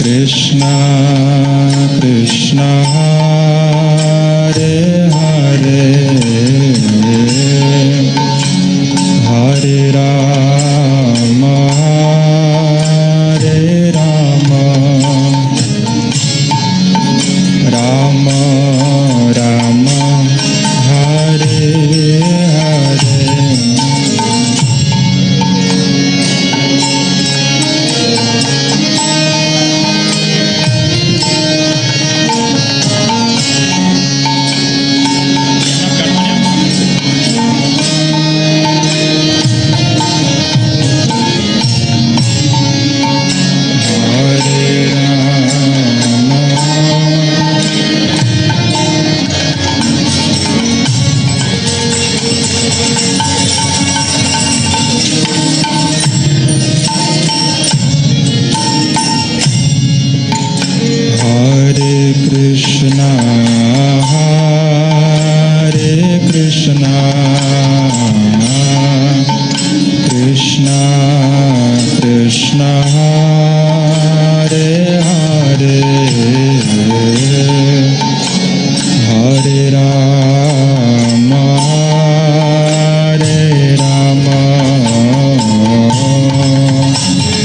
Rama Rama Hare Hare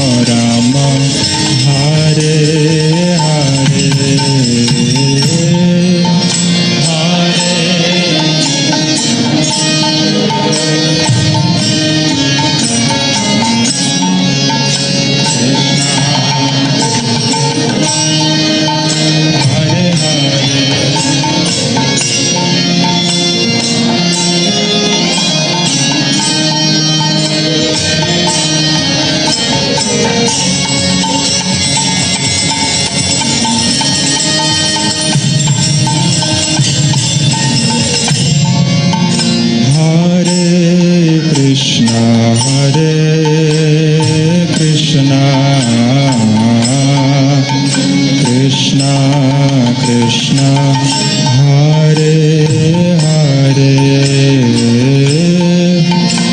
Hare Rama, Hare Rama, Rama Rama, Hare Hare.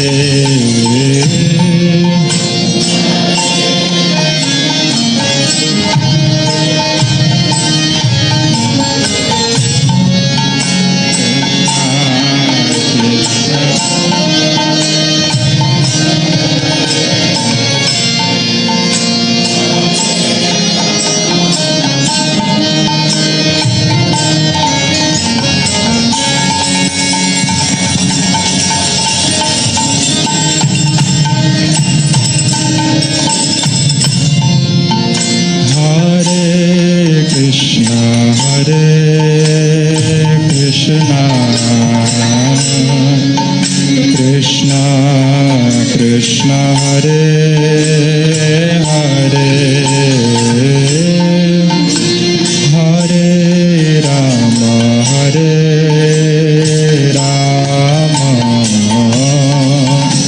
Rama Rama, Hare Hare.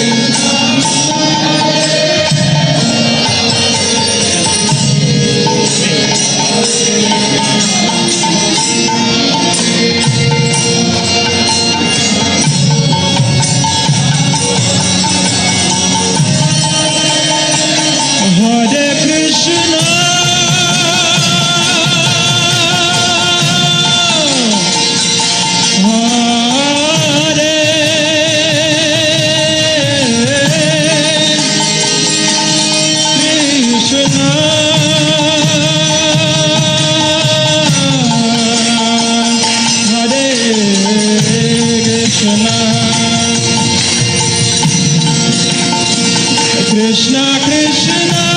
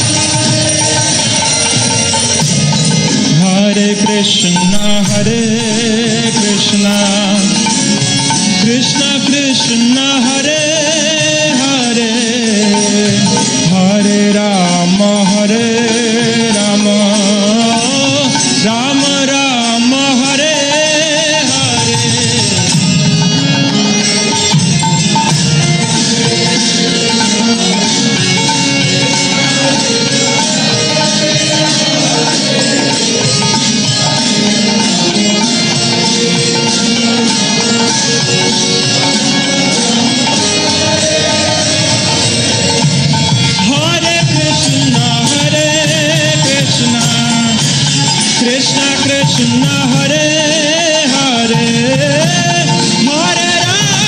Hare Rama, Rama